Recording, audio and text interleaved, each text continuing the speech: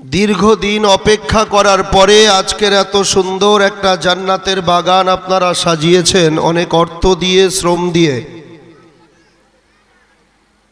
কিন্তু দুঃখের সাথে বলতে হয়, এই রকম একটা মূল্যবান সময়,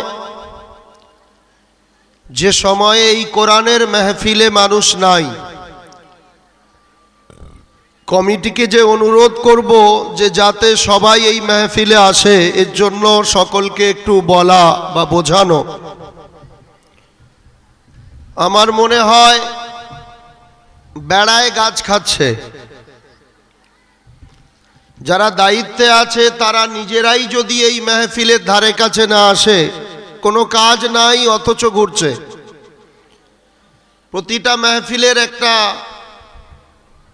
স্বভাব দেখছি, বেশ কিছু যুবক তারা একটা করে ব্যাজ পরে। কি পরে? ব্যাজ। আমরা কমিটির ছেলে। এই ব্যাজ পরার পরে তারা যেখানে ইচ্ছা যেতে পারে, বাকি কেউ যাবে না।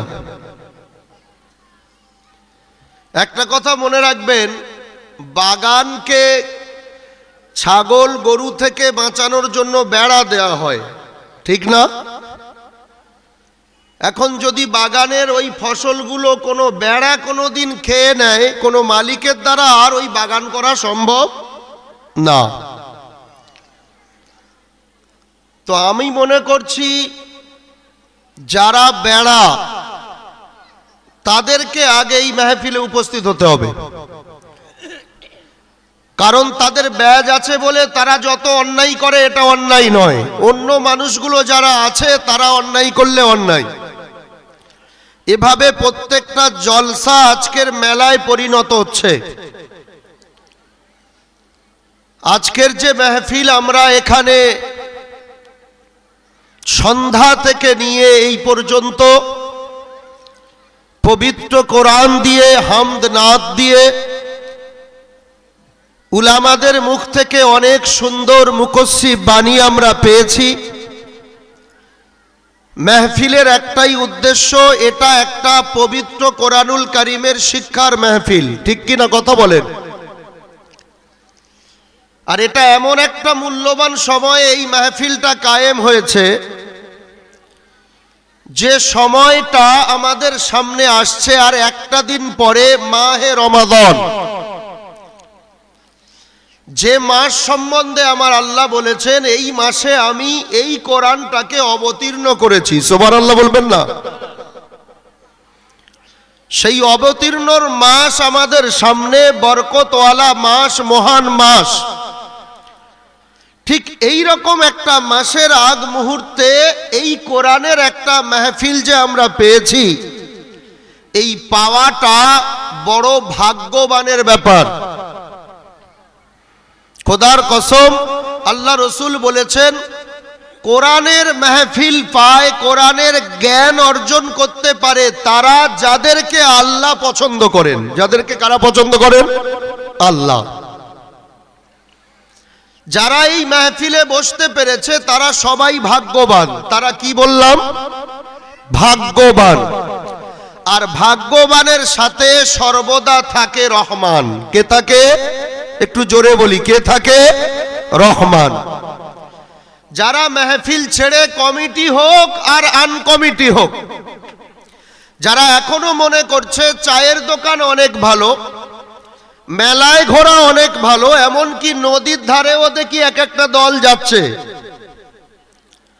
তারা মনে করছে যে এটা তো মেহফিলে কিছু মানুষ বসে আছে, আমাদের কাজ মেলায় ঘোরা আর রাস্তায় ঘোরা।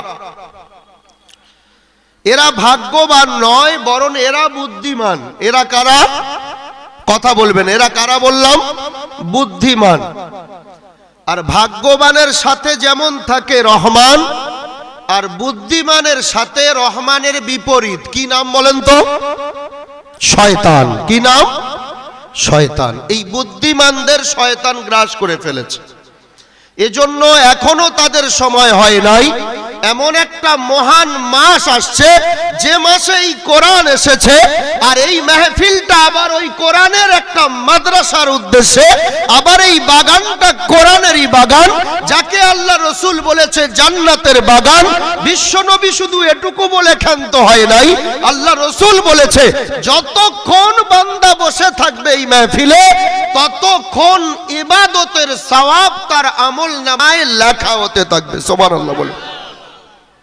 শুধু তাই নয়, একটা ঘন্টা যদি এই মেহফিলে কেউ বসে, ক ঘন্টা বললাম? 1 ঘন্টা। আল্লাহ রসুল বলেছেন 60 বছর নফল ইবাদতের থেকে উত্তম। সুবহানাল্লাহ বলবেন না? ক বছর? 60 বছর। 2 রাকাত নফল নামাজ পড়তে গেলে ওই নফল নামাজে কতগুলো ফরজ আছে, কত ওয়াজিব আছে, কত সুন্নত আছে, নেই? কথা বলেন না। এর মধ্যে কোনোটা যদি ছুটে যায় নেকি কমে যায়, কোনোটা যদি ছুটে যায় নামাজ ত্যাগ হয়ে যায়, ভঙ্গ হয়ে যায়, আবার পুনরায় পড়তে হয়। আর 1 ঘন্টা চুপ করে বসে থাকবেন, 60 বছর নফল ইবাদতের সওয়াব বসে বসে পাবেন। সুবহানাল্লাহ। তারপরেও যদি কেউ মনে করে এই মেহফিলে বসবো না, ওরা ভাগ্যবান নয়, ওরা কি বললাম? বুদ্ধিমান। কারণ ওদেরকে গ্রাস করেছে শয়তান। তাই অনুরোধ করব, জলসা কমিটির যে যুবকগুলো আছে, যারা কর্মে লিপ্ত আছে তারা কর্ম করুক, যারা ফ্রি আছে ব্যাচ পরে শুধু ঘুরছে দেখছি, তাদেরকে অনুরোধ করব ধীরে ধীরে প্রত্যেকে এসে মেহফিলে বসুন। আমার পরে আজকের এই মেহফিলের মুকুটমণি, প্রধান অতিথি জনাব হযরত মাওলানা হাফেজ নূর আলম সাহেব সুদূর হাওড়া জেলা থেকে এসে গেছেন। অনেক মূল্যবান কথা আপনাদের সামনে রাখবে।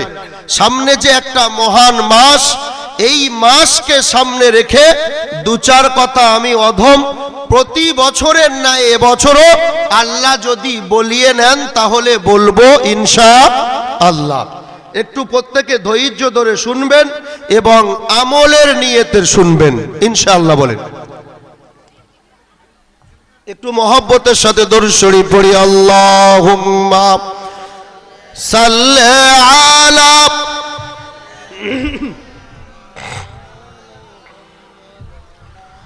ওয়া আলা আলি সাইয়্যিদিনা। মাওলানা আব্দুস সামাদ ভাই, আপনি মহিলাদের প্যান্ডেলে একটু জানতো, এদের এই পর্দা থেকে একটু দূরে বসে না, চুপ করে বসে দেন, নাহলে বাড়িতে যেতে বলুন।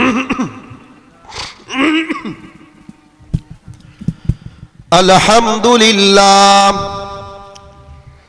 আলহামদুলিল্লাহ নাহমাদুহু ওয়া নাস্তাঈনুহু ওয়া নাস্তাগফিরুহু ওয়া নুমিনু বিহি ওয়া নাতাওয়াক্কালু আলাইহি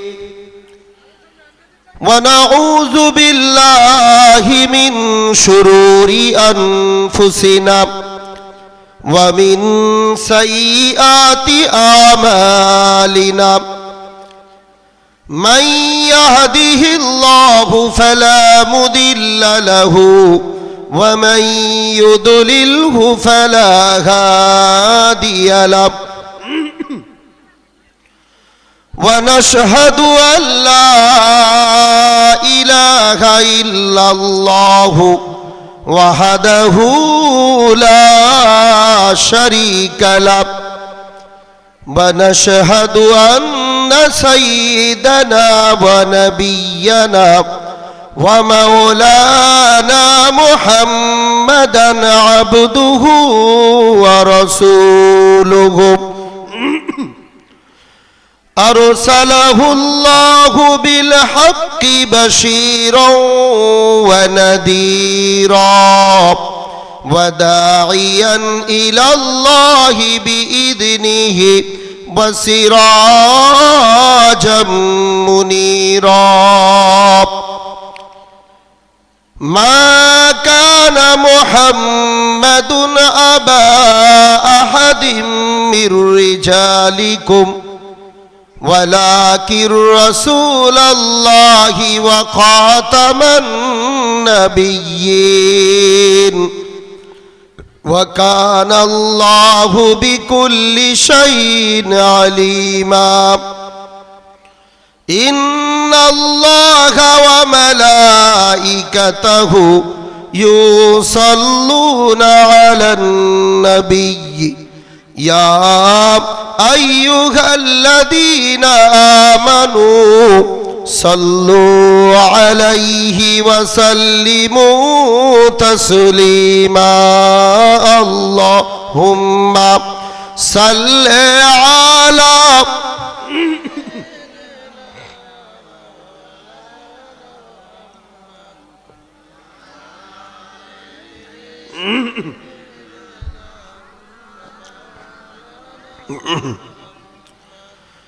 জীবন মরণ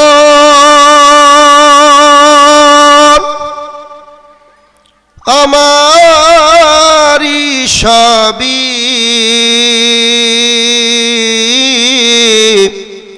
তোমার ইশারায় সব তোমার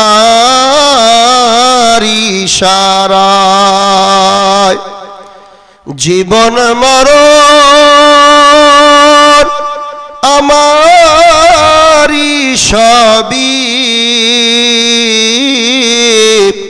তোমার ইশারায় সব তোমার ইশারায় আমার চলা বলা খেলাধুলা সবই তোমার করুণায় সব তোমার ইশারায় জীবন মরণ আমারি সবই তোমার ইশারায় সব তোমার ইশারায় তুমি স্মৃতি দিয়ে সাহস দিয়ে বাঁচায়াছো মোরে কত রাজা আমির বাদশাহ ফকির ঠাই দিয়েছো গোরে তুমি কালো ছিলে আজও আছো নেই কত তোমার ক্ষয় সব তোমার ইশারায় জীবন মরণ আমারি সবই তোমার ইশারায় সব তোমার ইশারায় তুমি অন্ধকে আহার বন্ধ করে দাওনি তুমি প্রভু কত রাজা আমির থাকতে অগাধ দাও না খেতে তবু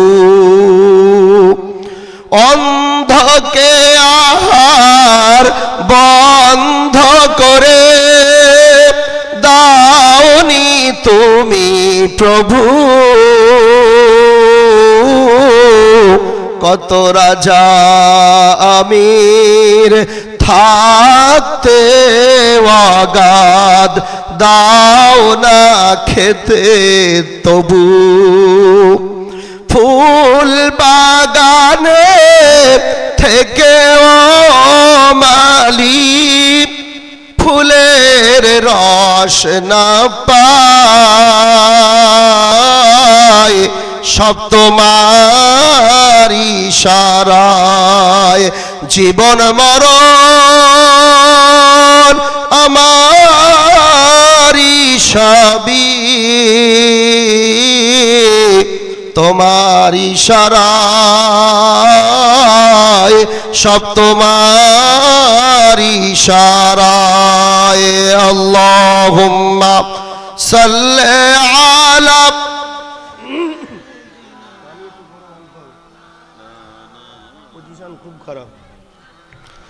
ওয়া আলা আলি সাইয়্যিদিনা।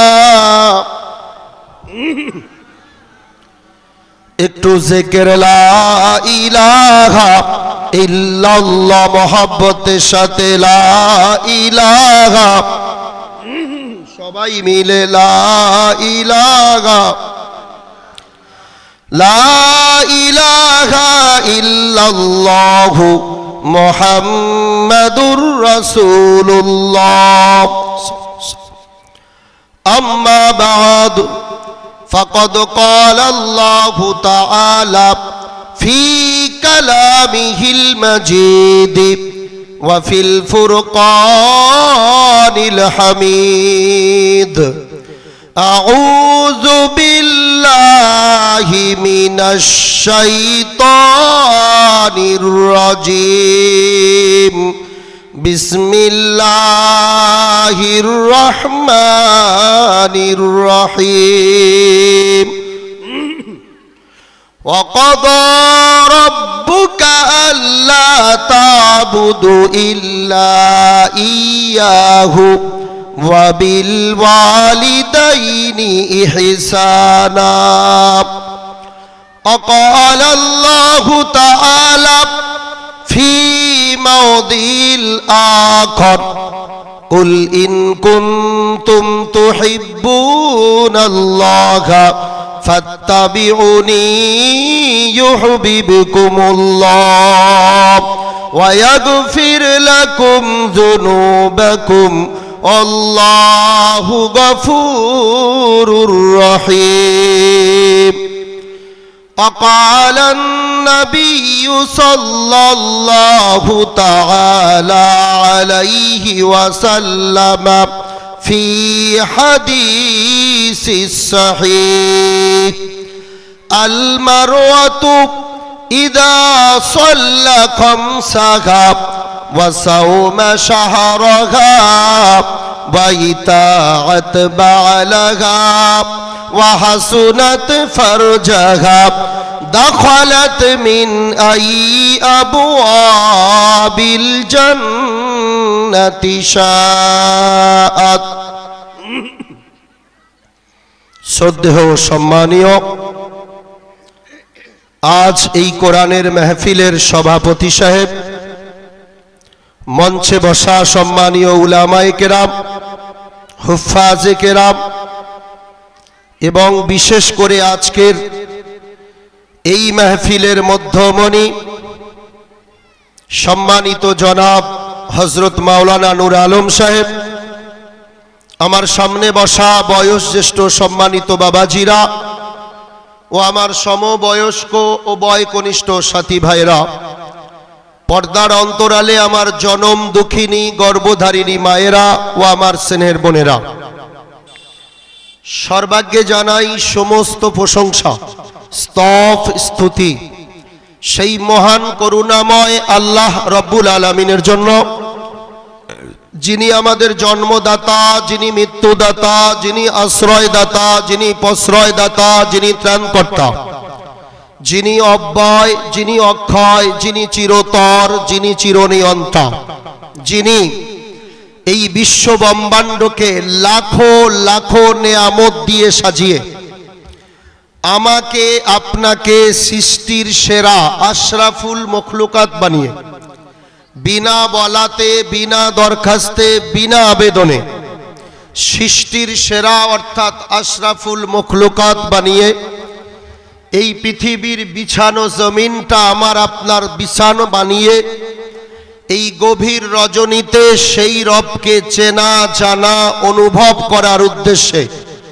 তানারি দেয়া আসমানি সর্বশ্রেষ্ঠ গ্রন্থ পবিত্র কোরআনুল কারীমের এক মাহফিল, যে কোরআনের মাহফিলে অনেক নামধারী মুসলমানের থেকে বেছে বেছে চুনে আলাদা করে আমাদেরকে এই রাতের ঘুম হারাম করে এই জান্নাতের বাগানে আসার, বসার, শোনার তৌফিক দিলেন। সেই রবের উদ্দেশ্যে শুকরিয়া স্বরূপ সবাই এক বাক্যে উচ্চ কণ্ঠে অন্তরের অন্তরস্থল থেকে একবার বলবো আলহামদুলিল্লাহ। আর একটু জোরে বলবো না আলহামদুলিল্লাহ। আজকের এই কোরআনের মাহফিলে বসতে পেরে আমরা খুশি না বেজার? একটু কথা বলতে হবে ভাই। মাহফিল শুরুর আগে দু একটা কথা একটু বলে নিই। প্রথম কথা হচ্ছে, আমি যে কথা বলতে বসেছি কোনো মোরা মানুষের সামনে নয়।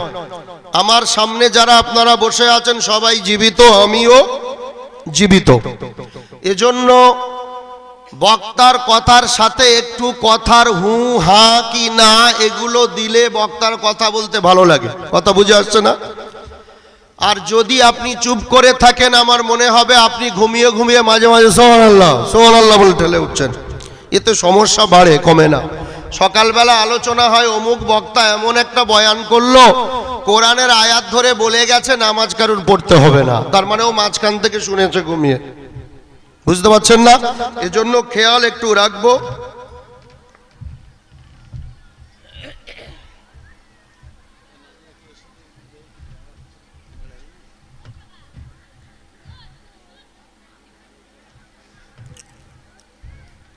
মা বোনেদের বসার জায়গা হচ্ছে না। কমিটি ভাই যারা আছেন, কমিটি ভাইয়ের কাছে অনুরোধ করব, এত সুন্দর একটা জান্নাতের বাগান রাতের ঘুম হারাম করে যে মা বোনেরা এসেছে, মা ফাতেমা, মা খাদিজা, মা আয়েশার নামে নাম, যারা চায় আজ এই মাহফিল থেকে প্রতিজ্ঞাবদ্ধ হবে যে একটা মাস রোজা আমরা আদায় করব, জিন্দেগিতে নামাজ আদায় করব, আমরা আমাদের জিন্দেগিটা রসুলের বেটি, রসুলের বিবি, রসুলের সাহাবা সাহাবিদের জিন্দেগির মতো জিন্দেগি বসর করব। যদি কমিটি এই সহযোগিতা না করে তাহলে সেখান থেকে তো একটা আওয়াজ আসবে, ঠিক কিনা? এমনি একটা মুরব্বীদের কথা আছে, যদি বলা যায় অমুক জায়গায় পাহাড়টা সরিয়ে ফেলা হয়েছে, অমুক জায়গায় একটা পাহাড় সরিয়ে ফেলা হয়েছে, তাহলে বিশ্বাস করো, তাহলে বিশ্বাস করো। যদি বলা হয় 10টা মেয়ে এক জায়গায় বসলে কথা হবে না, স্বভাবটা পরিবর্তন হয়েছে, কথা বিশ্বাস করা যাবে না। এটা আমার মা বোনেদের একটা খসলত আছে, যখন 10 জন এক জায়গায় বসে তখন মনে হয় একটু গল্প করি। এজন্য মায়েদের পায়ে ধরে বলছি, আপনারা একটু চুপ করুন, ধৈর্য ধরে শুনুন। কমিটির ভাইরা যাচ্ছে, আপনাদের সহযোগিতা করবে। কমিটি ভাইদের বলবো, ত্রিপল যদি থাকে যেখানেই থাক আপনারা জোগাড় করে নিয়ে মায়েদের প্যান্ডেলের ভিতরে একটু সহযোগিতার হাত বাড়ান। এত সুন্দর জান্নাতের বাগান সাজিয়েছে, বড় দুঃখের সাথে বলতে হয় আমার মনে হয় এই গ্রামে পুরুষ কম মহিলা বেশি, নাকি এটা মনে হয়? পুরুষ কি নেই মনে হয়? পুরুষের সংখ্যা দেখছি খুব সামান্য। মা বোনেদের জায়গা দেয়া যাচ্ছে না, নাকি এই মা বোনেরা বুঝতে পেরেছে যে আমাদের স্বামীরা ওখানে গেলে সমস্যা আছে? বুঝতে পারছেন না? কিছু দাগি আসামি থাকে। এক জায়গায় জলসা করতে গেছি, মায়েদের প্যান্ডেল থেকে একটা চিরকুট এসেছে এইরকম আমার কাছে। চিরকুটে লেখা আছে, হুজুর আমার স্বামীর নাম এই, ওর নাম ধরে একটু বলুন যেন বাড়িতে আসে, তার বাড়িতে খুব বিপদ। তো আমি তো এটা পড়ে সঙ্গে সঙ্গে বললাম যে ভাই এই নামে কেউ আছো মাহফিলে, উঠে যাও, তোমার বাড়িতে বিপদ। একটা যুবক দেখি উঠে তাড়াতাড়ি চলে যাচ্ছে। যাওয়ার পরে মহিলা প্যান্ডেল থেকে আওয়াজ আসছে, হুজুর ওকে বসতে বলুন। তো আমি বললাম যুবক বসো, এই বলল বিপদ, আবার বলছে বসতে বলুন। পরে খবর পেলাম তার স্ত্রী ওখান থেকে দেখছে যে আমাদের মালটা আছে কি না অন্য কোথাও পাক মারছে। বুঝতে পারছেন না? অন্তত নাম ধরে ডাকলে বোঝা যাবে যে পার্টি এখানে বসে নাকি নদীর ধারে গিয়ে কোথাও লাইন দিচ্ছে। এজন্য হয়তো অনেক বোনেরা সন্দেহজনক ভাবে তাদের স্বামীদের ঘরে রেখে এসেছে, তুমি ছেলে মনো, আমি চলে যাই। যাক, তবু এসেছে, মা বোনেদের জন্য একটু সহযোগিতা করা উচিত। তবে পুরুষদের বলবো, যারা এখনো দোকানে ঘুরছে তাদের একটু লজ্জা হওয়া উচিত। যেখানে মা বোনেদের জায়গা দেয়া যায় না, সেখানে পুরুষের প্যান্ডেল এখনো খালি থাকে। আল্লাহ রসুলের সঙ্গে সর্বদা সময় দিতেন সাহাবা রাদিয়াল্লাহু আলাইহিম আজমাইনরা। রসুল যদি বলেন বসো, বসে যেতেন, যদি বলেন দাঁড়াও, দাঁড়িয়ে যেতেন। এটাকে বলে ইসলাম। সন্ধ্যা থেকে এতবার বলা হচ্ছে আপনারা আসুন কোরআনের মাহফিলে। এমন একটা মাহফিল, যে মাহফিলটা এমন সময়, যে আমাদের সামনে এমন একটা বরকতওয়ালা মাস। আমার রব বলেছেন শাহরু রমাদানাল্লাযী উনজিলা ফীহিল কুরআন। ও দুর্গাপুরের যুবকরা, আজকের যে কোরআনের মাহফিলে তোমরা বসতে চাচ্ছ না, এই কোরআনটাকে যদি প্রশ্ন করা যায়, ও কোরআন তুমি কখন এসেছো, এই কোরআন উত্তর দিচ্ছে শাহরু রমাদানাল্লাযী উনজিলা ফীহিল কুরআন। তোমাদের সামনে যে পবিত্র মাস রমজানুল মোবারক মাস আসছে, ওই রমজান মাসে আমি কোরআন অবতীর্ণ হয়েছি। বলেন না সুবহানাল্লাহ। আবার যদি প্রশ্ন করা হয়, ও কোরআন তুমি রোজার মাসে কখন এসেছো, কোন সময় এসেছো, ওই কোরআন উত্তর দিচ্ছে ইন্না আনজালনাহু ফি লাইলাতিল কদর। আমি কোরআন অবতীর্ণ হয়েছি এই রমজানুল মোবারক মাসের এমন একটা সুন্দর রজনী, এমন একটা মূল্যবান রাত, এমন একটা গুরুত্বপূর্ণ রাত, যে রাতকে বলা হয় লাইলাতুল কদর। ওই কদরের রাতে আমি কোরআন প্রথম আসমানে অবতীর্ণ হয়েছি। বলেন না সুবহানাল্লাহ। ও কোরআন তুমি আশায় আমার আল্লাহ ওই রাতের গুরুত্ব কত দিয়েছে। আমার রব বলেছে লাইলাতুল কদরি খায়রুম মিন আলফি শাহর। এই কোরআনটা এমন একটা ধর্মগ্রন্থ, এই কোরআন এমন শ্রেষ্ঠ গ্রন্থ, এই কোরআনের গুরুত্ব আমার আল্লাহ এত দিয়েছে। এই কোরআনটা শুধু ওই রাতে অবতীর্ণ হয়েছে বলে ওই রাতটাকে 1000 মাসের থেকে উত্তম বানিয়েছে। বলেন না। আজ দুর্গাপুরের মানুষরা সেই কোরআনের একটা কারখানা খুলেছে, যে কারখানা থেকে কোরআনওয়ালা বের হবে। এই কোরআনওয়ালা বের হওয়ার কারখানার নামে আজকের কোরআনের মাহফিল। ঠিক কিনা বলেন? ও মুসলমান, এই কোরআনের গুরুত্ব কত যদি বলেন, কেন বসবো? বিশ্ব নবী একবার মসজিদে নববীতে প্রবেশ করলেন। প্রবেশ করার পরে দেখলেন ডান দিকে কিছু সাহাবা বসে বসে কোরআনের দর্শ দিচ্ছে। কি শিখছে? কোরআন শিখছে। মসজিদে নববীর বাম দিকে তাকিয়ে দেখলেন কিছু মানুষ বসে বসে আল্লাহর জিকির করছে। বিশ্ব নবী মসজিদে প্রবেশ করার পরে দুটো দলকে দেখলেন। একটা দল কোরআনের শিক্ষা নিচ্ছে, একটা দল বসে বসে আল্লাহর জিকির করছেন। রাসূলুল্লাহ বললেন, ও আমার সাহাবারা, তোমরা দুজনেই যা করছো ভালো কাজ, দুজনে যা করছো ভালো কাজ। কিন্তু এইমাত্র জিবরিল এসে আমাকে বলে গেলেন, ইয়া রাসূলুল্লাহ, দুটোই ভালো কাজ হলেও কোরআনওয়ালা যারা কোরআনের শিক্ষা নিয়ে বসে আছে, আপনি নবী শুননেওয়ালা হিসাবে কোরআনওয়ালাদের সাথে বসে যান। সুবহানাল্লাহ জোরে বলেন। কথাটা ছোট নয়, একটু বুঝে বলবেন। ও মুসলমান, কোরআনের দর্শ হচ্ছে আর জিকির হচ্ছে। আমার আল্লাহ নবীকে অর্ডার দিচ্ছে, ও দোজাহানের বাদশা নবী, তুমি কোরআনের মাহফিলে একজন শ্রোতা হিসেবে বসে পড়ো। খোদার কসম, যদি আজকের বিশ্ব নবী পৃথিবীতে জীবিত থাকতেন, দুর্গাপুরের রাস্তা দিয়ে রাসূলুল্লাহ যদি যেতেন, তাহলে আমার আল্লাহ অর্ডার করে দিতেন, ও রাসূল আমার, চলে যাও কোরআনের মাহফিলে, ওখানে বসতে হবে তোমার। সুবহানাল্লাহ জোরে বলেন। যে মাহফিলে রাসূল শুননেওয়ালা হিসেবে বসতে পারে, ও হতভাগা মুসলমান, তুমি এখনো কেন আসো নাই? তোমার কাছে কোরআনের মূল্য নাই তাই। কারণ তুমি জানো না এই কোরআন এমন একটা পরশ পাথর, যাকে স্পর্শ করেছে সেটা একটা মণি মুক্ত হয়ে গেছে। বলেন না সুবহানাল্লাহ। এই কোরআনের এত মূল্য আল্লাহ দিয়েছেন, এই টেবিলটার কোনো গুরুত্ব নাই।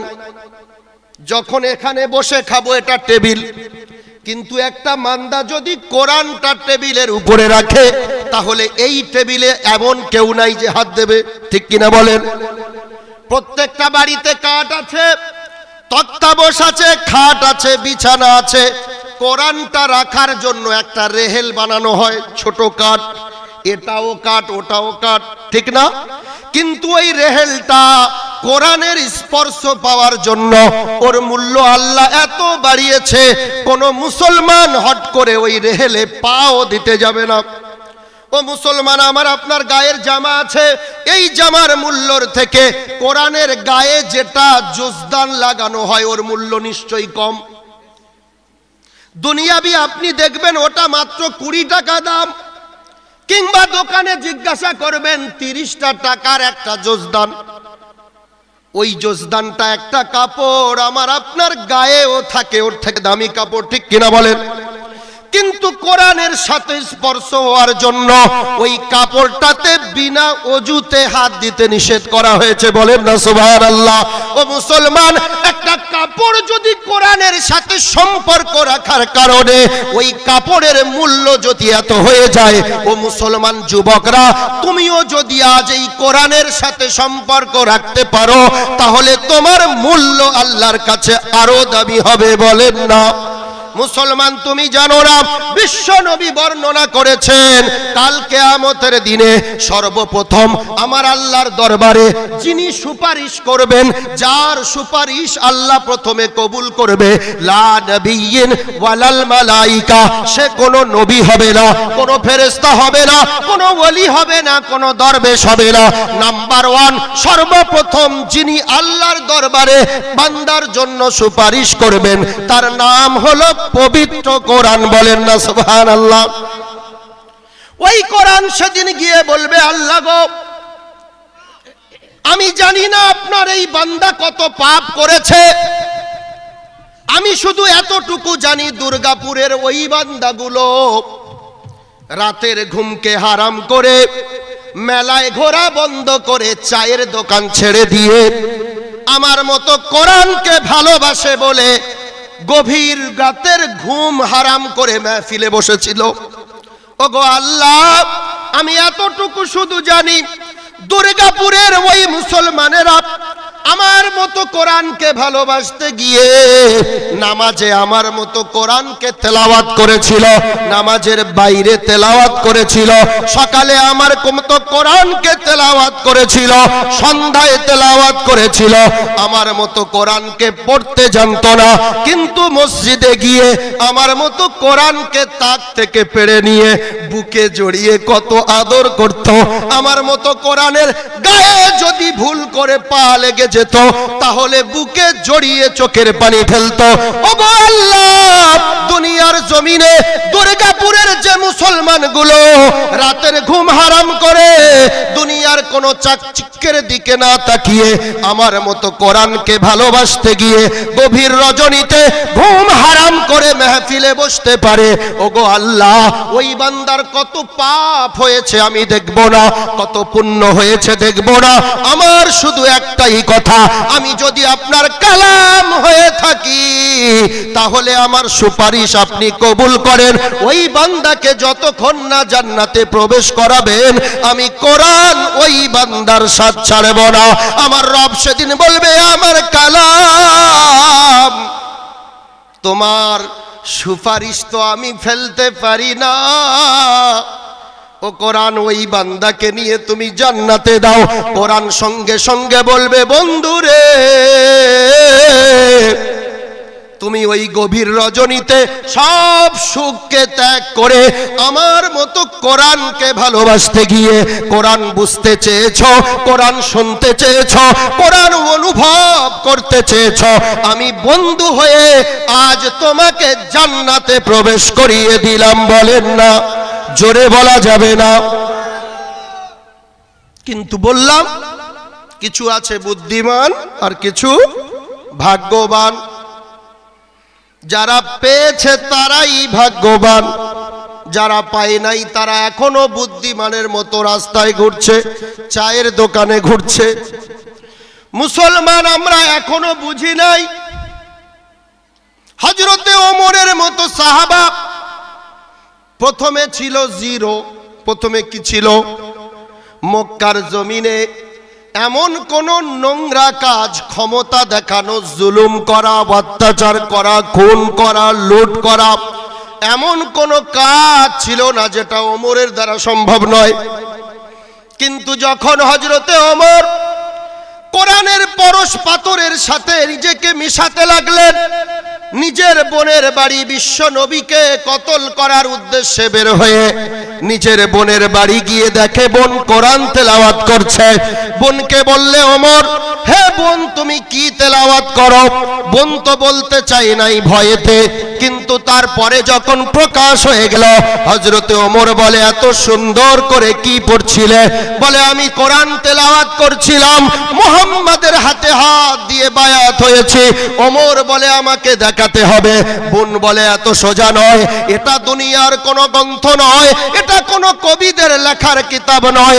এই কোরআন সম্বন্ধে আমার আল্লাহ কোরআনে জানিয়েছে, লা ইয়ামাসসুহু ইল্লাল মুতাহহারুন। ও মানুষ, তুমি সব গ্রন্থগুলো বিনা ওযুতে, বিনা পবিত্রতায় পড়তে পারো, আমার মতো কোরআনকে তেলাওয়াত করতে গেলে তোমাকে আগে পবিত্রতা অর্জন করতে হবে। বলেন না? বোন ফাতেমার কথা শুনে হযরতে ওমর যখন ওযু করে কোরআনটা হাতে নিয়ে কোরআন তেলাওয়াত করতে লাগলেন, অন্তরটা এত নরম হয়ে গেল যে ওমর বিশ্ব নবীর গর্দান কাটার জন্য দৌড়ে যাচ্ছিলেন। বিশ্ব নবী একটা পাহাড়ের পাদদেশে দ্বীনের দাওয়াত দিচ্ছেন। হযরতে আলী তখন যুবক, হযরতে হামজা আছে, আরো সাহাবারা আছে। হযরতে ওমর দূর থেকে আসছে, বিশ্ব নবীর গর্দান কাটবে, তলোয়ার নিয়ে আসছে। হযরতে আলী রুখে দাঁড়িয়েছে। ওমর, সাধ্য থাকে তো আগিয়ে আয়, বাপের বেটা যদি হোস আগিয়ে আয়। মক্কার জমিনে তোর মতো ওমর যদি থাকে, একজন দুষ্টু খারাপ লোক, আমি আলী ঈমান কবুল করেছি, আমি এখন নওজোয়ান, আমার শরীরে এক ফোঁটা রক্ত থাকাকালীন বিশ্ব নবীর পশম হেলাতে দেব না। হযরত ওমর বলে, পথ ছাড়ো। ও আলী, আমি নবীকে মারতে আসি নাই, বিশ্ব নবীর কাছে অনুমতি চাইতে যাওয়া হলো। হযরতে আলী বলে, ইয়া রাসূলুল্লাহ, ওমর আসছে তলোয়ার নিয়ে। বিশ্ব নবী বুঝতে পেরেছে আমার দয়ার নবী আল্লাহর কাছে দোয়া চেয়েছিলেন, ওগো আল্লাহ, মক্কার জমিনের দুটো সব থেকে শক্তিশালী মানুষ, এই দুজনের মধ্যে অন্তত একজনকে যদি ইসলামে দিয়ে দাও, তাহলে আমি নবী ইসলামটা পৌঁছাতে পারবো। নাম্বার 1 হযরতে ওমর, নাম্বার 2 আবু জেহেল। আমার আল্লাহ ওমরকে কবুল করেছে যে ওমর তলোয়ার নিয়ে বিশ্ব নবীকে কাটতে আসছে। সবাইকে বলছে সরে যাও। রাসূল বলে, সবাই সরে যাও, রাস্তা দাও। হযরতে ওমর বিশ্ব নবীর কাছে এসে তলোয়ারটা ফেলে দিয়ে মাথাটা রাসূলের কাছে নত করে বলে, ইয়া রাসূলুল্লাহ, আমি বড় ভুল করেছি, আমি অন্যায় করেছি, আমার মতো নিষ্ঠুর ওমর আজ আপনার গর্দান কাটতে বেরিয়েছে, কিন্তু পথে কোরআনের পরশ পাথর এমন পেয়েছি, আমি আর গর্দান নয়, যেমন আপনার মাথা কাটতে এসেছিলাম, ইসলামের জন্য আমি ওমর নিজের গর্দান কেটে দেব। বলেন না? সেই মাহফিলেটা, ও যুবক, তোমার কবে বুঝ আসবে? এমন একটা পবিত্র মাসে এসেছে এই কোরআন, যে কোরআনের মাদ্রাসা আজকের দুর্গাপুরে একটা কারখানা হয়েছে। আমরা প্রত্যেকেই চাইব আমাদের প্রতিটা ঘরের শিশু যেন এক একটা কোরআনের নক্ষত্র হয়। বলেন না সুবহানাল্লাহ? এ ভাই, চাইবো তো ইনশাআল্লাহ। এর জন্য এই দুর্গাপুরে একটা মাদ্রাসা, একটা কোরআনের কারখানা। এই কারখানার কিছু সরঞ্জাম লাগবে, তো মেশিন লাগবে, কিছু কাজ করার জন্য একটা কারখানায় যা কিছু লাগে সেগুলো প্রয়োজন আছে না নাই? একটু কথা বলতে হবে, প্রয়োজন নাই? এই জন্য যা কিছু প্রয়োজন হয়, এক একটা ছোট্ট শিশু যেন এক একজন কোরআনের নক্ষত্র হয়, এর জন্য পুরো দুর্গাপুরবাসীকে পূর্ণ সহযোগিতা করতে হবে। করব ইনশাআল্লাহ? জোরে বলেন, করব ইনশাআল্লাহ। যতদিন বেঁচে থাকবেন যদি কিছু করতে হয় কোরআনের জন্য করবেন। কিসের জন্য করবেন? কোরআনের জন্য। আজ আমি অধম সেই কোরআন থেকে দু চার কথা আপনাদের সামনে বলবো, আপনারা সবাই ধৈর্যের সাথে শুনবেন এবং আমলের নিয়তে শুনবেন ইনশাআল্লাহ। বলেন, প্রথমেই বয়ানের আগে একটা কথা না বললে নয়। বয়ান তো সারা জীবন শুনছি, পুরো সিজন ভোর। এখন মোবাইলে ইন্টারনেট আছে, যুবকরা যদি মনে করে সারা বিশ্বের ইন্টারন্যাশনাল বক্তার বয়ান শুনবো, সে শুনতে পারে, ঠিক না? কিন্তু আমার একটা প্রশ্ন আপনাদের কাছে আজকের করি। আপনারা তো অনেক মিলাদ শুনছেন, মেহফিল শুনছেন, কত নবীদের ঘটনা, কত ওলিদের ঘটনা, কত পীরের ঘটনা, কত সাহাবাদের ঘটনা, সারা রাতের পর রাত শুনেছেন, মাসের পর মাস শুনেছেন। কারুর 30, কারুর 40, কারুর 50 বছর হয়ে গেল। আমি যেই, আমি সেই। আমার একটা প্রশ্ন হলো আপনাদের উদ্দেশ্যে, আপনারাই বলেন, মাইকটা আমি আপনাদের কাছে দিয়ে দিচ্ছি। যে ভারতবর্ষে 750 বছর রাজত্ব করেছে মুসলমানরা, কারা? একটু ভালো করে শুনবেন কথাটা। কত বছর বললাম? 750 বছর। ওই সময় ভারতবর্ষে মুসলমানের পার্সেন্ট ছিল মাত্র 4 থেকে 5%। ক পার্সেন্ট বললাম? তার থেকেও কম। 4 থেকে 5% মুসলমান যে দেশে, সেই দেশে মুসলমান গদির উপরে বসে 750 বছর ঘুঁটি নাড়ল। বর্তমান যদি সরকারি অনুযায়ী দেখেন 30 থেকে 35% ভারতবর্ষে মুসলমান। বেসরকারি যদি জনগণনা আপনি দেখেন তাহলে প্রায় 50-50। সুবহানাল্লাহ বলবেন না? তারপরেও এত জলসা, এত মিলাদ, এত মেহফিল, এত ইজতেমা, এত খানকা, এত মারকাজ, এত দরগা, এত কিছু শুনছি। মাদ্রাসা গড়ে উঠছে, মসজিদ সুন্দর হচ্ছে, নামাজিও আলহামদুলিল্লাহ বাড়ছে। তারপরেও এই মুসলমান অপমানিত, লাঞ্ছিত, যেখানে যাচ্ছে নিজ দেশে থেকেও এত মার খাচ্ছে কেন? কথাটা একটু দিমাগে নেবেন। খালি তো বয়ানই শুনছেন। আজ বয়ান শুনতে হবে না, আমি আপনাদের কাছে মাইকটা দিয়ে আপনারা বলেন, মিলাদ মেহফিল বেড়েছে না কমেছে? একটু জোরে বলবেন। বেড়েছে। মসজিদ বেড়েছে, মাদ্রাসা বেড়েছে, দ্বীনের শিক্ষা বেড়েছে, জনসংখ্যা মুসলমান বেড়েছে। সব দিকে যদি মুসলমান আগিয়ে গেল, সেই ভারতবর্ষে একটা করে আওয়াজ উঠছে, আজ কোরআন বন্ধ করো, কাল আজান বন্ধ করো, পরের দিন মাদ্রাসা বন্ধ করো, পরের দিন মাইকের আওয়াজ বন্ধ করো। তারপরে আজকের আমরা দেখলাম নিজ চোখে, সহ্য করতে হলো আমাদের। পূর্বের হযরত এখনি বলে গেলেন যে মসজিদটা শত শত বছর মুসলমানরা আল্লাহর দরবারে সেজদা দিয়েছে, সেখানেই রামের মা আর জায়গা পেল না, সেখানেই সন্তান জন্ম দিল, রায়টা তাদের পক্ষে গেল, সেখানে রামের মূর্তি বসানো হলো। তার পাশে অন্তত যদি বিবেক অনুযায়ী বিচারক, যদি সুপ্রিম কোর্টের বিবেক অনুযায়ী যদি ভাগ করত, তাহলে মন্দিরের পাশে মসজিদটা হওয়া দরকার ছিল। সেখান থেকে কত কিলোমিটার দূরে একটা জায়গা দেয়া হলো মসজিদের, এখানে মসজিদ হবে না। চোখের সামনে দেখে আমরা কোনোদিন এটার জন্য আনন্দিত হই নাই, বরং কেঁদেছি, ঠিক কিনা কথা বলেন? কিন্তু আজকের কেন কাঁদতে হচ্ছে, এই উত্তর কি আপনাদের কাছে আছে?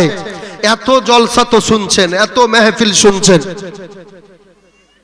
শুধু একটাই কারণ, এই অবস্থার জন্য। একটা কথা চালু ভাষায় উত্তর দিই, এই মুরব্বি সাহেব 1 বিঘে জমিতে বেগুন চাষ করেছে। ক বিঘে বললাম? কথা বলতে হবে, জোরে বলেন না। ক বিঘে? 1 বিঘে জায়গায় বেগুন চাষ করে 50,000 টাকার জৈব সার থেকে নিয়ে যা কিছু রাসায়নিক সার লাগে সব ঢেলেছে। বেগুন গাছ এত বড় বড় হয়েছে, কিন্তু মাল নেই, মাল নেই। 1 বিঘে জমিতে 50,000 খরচ করে শুধু গাছ বেড়েছে, মাল ফলে নাই। এখন বলেন এই মুরব্বি চাষি ওই গাছটাকে কি যত্ন করবে নাকি মাল কাটবে? একটু কথা বলতে হবে। কাটবে। শুধু কেটে রাখ যাবে না, বুড়িকে গিয়ে বলবে মাল শুকিয়ে চুলোর ভিতরে দে, তবে শান্তি পাবো, ঠিক না? এ শুধু বেগুন গাছ, এ শুধু কি? খোদার কসম, যখন বেগুন ফলেছিল 4 থেকে 5% ইসলামের সিংহাসন দখল করার জন্য যথেষ্ট ছিল। সুবহানাল্লাহ বলবেন না? রব বলেছে ওয়ালা তাহিনু ওয়ালা তাহজানু ওয়া আনতুমুল আলাউনা ইন কুনতুম মুমিনিন। ও মুসলমান, তোরা তো বাঘের বাচ্চা, তোরা কিসের বাচ্চা? ও মুসলমান, তুই ছাগলের পালে কতদিন থাকবি? ওয়ালা তাহিনু ওয়ালা তাহজানু ওয়া আনতুমুল আলাউনা। তোমরা ঘাবড়াইও না, তোমরা চিন্তা করো না, তোমরা একদম নিশ্চিন্তায় থাকো। তোমরাই হলো শ্রেষ্ঠ জাতি, তোমরাই গদি দখল করবে। ইন কুনতুম মুমিনিন, যদি তোমরা মুমিন হও। যদি কি হও? কথা বলেন, যদি কি হও? মুমিন যতদিন ছিল ততদিন 4 থেকে 5% হওয়ার পরেও গদি দখলে ছিল। এ মুসলমান যখন মাথা থেকে পা পর্যন্ত ঈমান হারিয়েছে, তখন থেকে বেগুন গাছের মতো শুধু জনগণ দেখা যায়, ঈমানওয়ালা দেখা যায় না। এজন্য আমার আল্লাহ বলে কেটে সব জ্বালাবো। বিশ্ব নবীর হাদিস, ও মুসলমান, এত সুন্দর কোরআনকে বাদ দিয়ে তোরা মেলায় ঘুরবি, কিয়ামতের ভবিষ্যদ্বাণী বলে যাই, এমন একটা জালেম বাদশা তোদের নির্ধারিত করে দেব, কচু কাটা করবে শুধু। সেদিন তোরা চোখ দিয়ে পানি নয়, সেদিন তোরা চোখ দিয়ে রক্ত বের করবি আর অঝর নয়নে কেঁদে বলবি আল্লাহ বাঁচাও। খড়কুটি যেমন সমুদ্রে জোয়ার উঠলে ভেসে আসে খড়কুটি, মুসলমান তোদের এইভাবে মারবে। এটা কিয়ামতের ভবিষ্যদ্বাণী। এর জন্য আমি আল্লাহ দোষী নই। জাহারাল ফাসাদু ফিল বাররি ওয়াল বাহরি বিমা কাসাবাত আইদিন নাস। ও মুসলমান, জলে হোক আর স্থলে হোক, যা কিছু বিপদ আসে, সেটা ভূমিকম্প হতে পারে, সেটা সুনামি হতে পারে, সেটা তুফান হতে পারে, সেটা জালেম বাদশা দিয়ে তোদের কচু কাটা হতে পারে। এ সব কিছু গজব আসার মূল কারণ হলো তোদের কর্মফল। তোদের কর্মফল। জৈসা করোগে ওয়সা ভরোগে। তোমার চলাফেরা যেমন। ও মুসলমান, 4 থেকে 5% মুসলমান থেকে তারা বিশ্ব নবীর আদর্শটা মেনে চলেছে, রসুলের গাইড বুক মেনেছে, রসুলের আদর্শ মোতাবেক প্রত্যেকটা মুহূর্তে তারা ইসলাম কায়েম করেছে। ও মুসলমান, আজ কোরআনের ভালোবাসার দাবিদার, এই কোরআন শুনবে বুঝবে সে সময় তোমাদের নাই। বুঝতে পারছেন না? এরা মার খাবে না কি খাবে? এদের মসজিদ দখল হবে না কি হবে? খোদার কসম, দেয়ালে পিঠ থেকে গেছে মুসলমানের। এ মুসলমান এখনো কে ফুরফুরা, কে তবলিগ, কে জামাত ইসলাম, কে আহলে হাদিস নিয়ে ঠোকাঠুকি। কবি নজরুল বলেছে, পৃথিবী যখন আগিয়ে চলে মুসলমানরা ঘরের কোণে বসে, বিবি তালাকের ফতোয়া খোঁজে, কোরআন হাদিস চষে। বুঝতে পারছেন? সারা বিশ্ব যে কোরআন গবেষণা করে আগিয়ে যাচ্ছে, মুসলমানরা খালি ফতোয়া খুঁজছে কার বউ কত তালাক দিল, এটা জায়েজ নয়, ওটা জায়েজ। কে বলে এই রকম নামাজ পড়তে হবে, কে বলে পা ফাঁক করতে হবে, কে বলে নাভিতে বাঁধতে হবে, কে বলে 20 রাকাত তারাবি, কে বলে 8 রাকাত। হচ্ছে কি হয় নাই? শুধু আপোষের মধ্যে দ্বন্দ্ব। শরীয়তের মসলা বলি, দাঁড়িয়ে যদি ফরজ নামাজ আদায় করতে না পারে, শরীয়তের মসলা হলো বসে পড়ো। ঠিক কিনা কথা বলতে হবে। যদি বসে না পড়তে পারো, শুয়ে শুয়ে পড়ো, কিন্তু নামাজ পড়ো।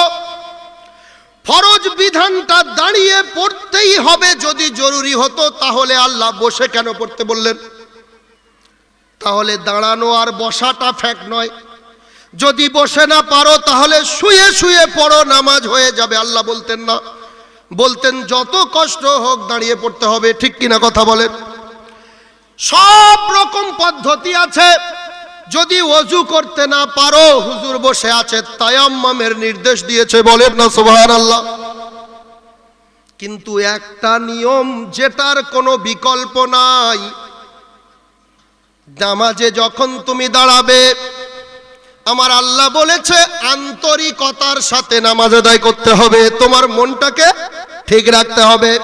ও মুসলমান, এখানে বাঁধো আর এখানে বাঁধো। মনটা যদি এটাই হয় আমি সেজদা করছি আল্লাহর পায়ে, তাহলে এটাও জায়েজ, এটাও জায়েজ। এটা আর এটা নিয়ে ঝগড়া করতে করতে মুসলমান তুমি শেষ হয়ে গেলে। ফুরফুরাওয়ালা ওই কাফের বেঈমানরা যদি মারতে আসে, বলবে ওইটা তবলিগ, ওখানে আগে মার। ওরা আবার বলে ওই কটা মাল এই ধারে আছে, সব ফুরফুরা, ওদের আগে মার। বুঝতে পারছেন? এরা এদের দিয়ে মারাচ্ছে। কপালে এখনো বাকি আছে, কপালে এখনো বাকি আছে। সবে তো শুরু। এ মুসলমানের সবে শুরু। যত জলসা শুনু। মুরব্বি খাল পার ধরে যাচ্ছে হেঁটে হেঁটে, যেতে যেতে দেখে রাস্তার ধারে অনেক পুরানো একটা মাথার খুলি পড়ে আছে। মানুষের মাথার, কিসের মাথার বললাম? মানুষের মাথার খুলি। ভালো করে দেখছো, বাবা এ তো মানুষের মাথার খুলি। দেখি একটু ভালো করে। তো মাটি খুঁড়ে মালটাকে তুলেছে, তুলে দেখে ও বাবা বহু পুরানো খুলি। তো মাথার খুলিটা হাতে নিয়ে খালের এই নদীর পানিতে ভালো করে ধুয়েছে, যে মালটা দেখি কার মাথা হতে পারে, এ তো অনেক আগেকার মাথা। এটা দেখতে গিয়ে দেখছে কপালে লেখা আছে তোর এখনো বাকি আছে। কি বললাম? তোর এখনো বাকি আছে। মুরব্বি বলে এই কি খুলি রে, শালা এতদিন ধরে পড়ে আছে, সব শেষ, কিচ্ছু নেই, শুধু খুলিটা আছে। আবার তার কপালে লেখা আছে তোর এখনো বাকি আছে। কিন্তু এ তো দেখতে হয় কি বাকি আছে এর কপালে। দেখবো খুলিটা ঝুলির ভিতরে নিয়েছে, নিয়ে ঘরে এসেছে। এসে তাকের উপরে রেখে দিয়ে আলাদা করে একটা কাগজে মুড়ে বিবিকে বলেছে, ও বুড়ি ওই উপরে একটা মূল্যবান জিনিস রেখেছি, ওইটাতে হাত দিবি না। তো বলল ঠিক আছে। পরের দিন মুরব্বি যখন কাজে বেরিয়েছে, মেয়েদের একটা স্বভাব, যেটা নিষেধ করা হয় সেটার জন্য একটু বেশি মন চায়। ঠিক কিনা কথা বলেন না?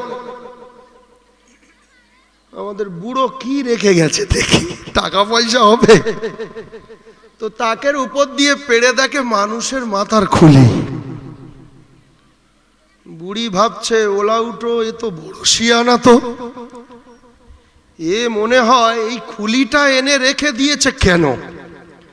একটু চিন্তা করে দেখলো, রাস্তা একটা বের করেছে এটাই, যে এ মনে হয় জন বয়সে একে খুব ভালোবাসত। বুঝতে পারছেন না? মাল তুমি বুড়ো হয়ে গেছো, এখনো তোমার ভালোবাসা ভুলোনি, তার মাথাটা এনে আবার তাকে রেখে দিচ্ছে, যত্ন করে ধূপ দেবে। কিন্তু কোন বউ কি চাইবে? কথা বলেন না, চাইবে? বলে এত সোজা নয়। বুড়ো তো এখানে নাই, খুলিটা উপর থেকে পেড়ে ভালো করে শিলে রেখে নোড়া দিয়ে থেতো করেছে। বুঝতে পারছেন না? পুরো মাল পাউডার করে দিয়েছে, পাউডার করে কাগজে মুড়ে রেখেছে। বুড়ো এসে বলে, হ্যাঁ রে বুড়ি, সেই মালটা কই? অত আমার বোঝাতে হবে না, সে যেটা হওয়ার হয়েছে। বলে কি করেছিস? বলে তুমি জন বয়সে তাকে ভালোবাসতে, এখনো প্রেমের টান ছাড়তে পারোনি, তার খুলি এনে এখানে রেখে দিয়েছো ঘরে, তার দেখবে একবার করে মনে শান্তি নেবে, ওটা হতে দিচ্ছি। তো বলে করলি কি? পুরো মাল পিষে ধুলো করে দিয়েছে। বলে আরে ওটাই তো দেখার ছিল। বুঝতে পারছেন না, ওইটাই তো দেখার ছিল। কারণ ওই খুলির কপালে লেখা আছে তোর এখনো বাকি আছে। তো ওইটাই আমার বুড়ির হাতে যে হবে আমি বুঝতে পারি না। ওটা ধুলো হওয়ার ব্যাপার ছিল, মানে খুলি হয়েও শান্তি নাই। এ মুসলমানের এখনো বাকি আছে, খোদার কসম। দেয়ালে পিঠ ঠেকে গেছে, মনে করছেন এত মারছে এত অত্যাচার করছে তবু কি হচ্ছে না, এখনো বাকি আছে। আজকের ইতিহাস দেখেন, মোবাইল খোলেন, যে মসজিদে আমার নবী নামাজ পড়িয়েছিলেন এক ওয়াক্ত আম্বিয়া আলাইহিস সালাতু ওয়াস সালামদেরকে পিছনে রেখে, যে মসজিদ ছিল ইসলামের প্রথম কিবলা, যার নাম বাইতুল মুকদ্দাস, প্যালেস্তাইনে অবস্থিত। ও দুর্গাপুরের মুসলমান যুবকেরা, প্যালেস্তাইনের মুসলমানরা সংখ্যায় ভারতবর্ষের মুসলমানের থেকে বেশি নয়। তারাও আব্দুর রহমান, আমরাও আব্দুর রহমান। তারাও আব্দুল জলিল, আমরাও আব্দুল জলিল। তারাও আব্দুর রহমানের পেটের সন্তান, আমরাও আব্দুর রহমান আব্দুল জলিলের সন্তানেরা। তারাও তো নবীর উম্মত, আমরাও তো সেই নবীর উম্মত। যে ভারতবর্ষের মসজিদ শত শত বছরের আজ গুড়িয়ে দিয়ে মন্দির বানানো হলো, লাখো লাখো কোটি মুসলমান চুপ করে আজ বোবার মতো আছি। প্যালেস্তাইনে সংখ্যায় তারা কম, তারা আজকের একটাই প্রতিজ্ঞাবদ্ধ হয়েছে, আমরা আমাদের সন্তানদেরকে বিলিয়ে দিতে রাজি আছি, বিবিদেরকে বিলিয়ে দিতে রাজি আছি, আমরা জীবন দিতে রাজি আছি। বাইতুল মুকদ্দাস, এখানে আমার নবী নামাজ পড়িয়েছে, এটা ইসলামের পূর্বের কিবলা। এই মসজিদের একটা পিলিয়ার আমরা হেলাতে দেব না আমাদের জীবন থাকতে। সুবহানাল্লাহ বলেন। নারে তাকবীর, নারে তাকবীর। আল কোরআনের আলো, আল কোরআনের আলো, নারে তাকবীর। আজ মুসলমান অন্ধের মতো বসে আছি আমরা। প্যালেস্তাইনের একটা পিতা প্রকাশ্যে রাস্তায় লজেন্স চকলেট বিলি করছে। একটা সাংবাদিক গিয়ে বলছে, ভাই আপনার চারটে সন্তানকে কাফের বেঈমানেরা মেরে দিল। ও মুসলমান দুর্গাপুরের, আমি পূর্বের ইতিহাস বলছি না, এখন হচ্ছে, এখন রিসেন্টলি দৈনন্দিনের খবর। এই 2 মাস হচ্ছে লড়াই চলছে সেই ইহুদি শয়তানদের বিরুদ্ধে প্যালেস্তাইনের মুসলমানের। আজকের জনসংখ্যার হিসাব বলে যায়, সারা পৃথিবী ব্যাপী ইহুদির সংখ্যা আছে সারা পৃথিবীতে ছড়িয়ে ছিটিয়ে। আর ইসরায়েল নামে ওই জায়গায়, ওখানে আছে 90 লাখ, সারা পৃথিবীতে ছড়িয়ে ছিটিয়ে আর 10 লাখ, মাত্র 1 কোটি। ইহুদি ক কোটি বললাম? কথা বলতে হবে, ক কোটি? 1 কোটি। সারা বিশ্বে মুসলমানের সংখ্যা হলো 200 কোটি। সুবহানাল্লাহ বলেন। কিন্তু আমরা সেই কাপুরুষ, 200 কোটি মুসলমান থাকতে 1 কোটি ইহুদি আমার আপনার বাইতুল মুকদ্দাস দখল করবে।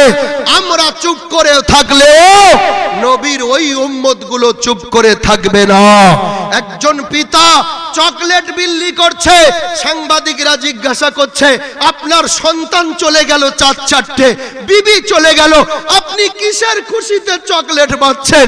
পিতা জোর গলায় বলছে, ওই সাংবাদিকরা সারা বিশ্বের কাছে ছড়িয়ে দাও, আমি আজকের গর্বিত, আমি খুশি যে আমার 4-4টে সন্তান নবীর মসজিদ, যে মসজিদে আমার নবী নামাজ পড়িয়েছে, ওই মসজিদকে জিন্দা রাখার জন্য রক্ত দিয়ে শহীদ হয়েছে, আমার বিবি শহীদ হয়েছে।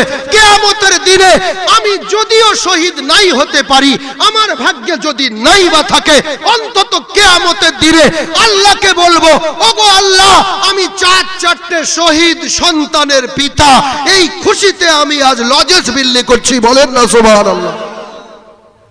এ মুসলমান মার খাবে না কেন? এ তো শুধু বেগুন গাছ হয়েছে, গাছ, বেগুন নাই। যতই জলসা শুনি, বেগুন হয়ে দেখাতে হবে।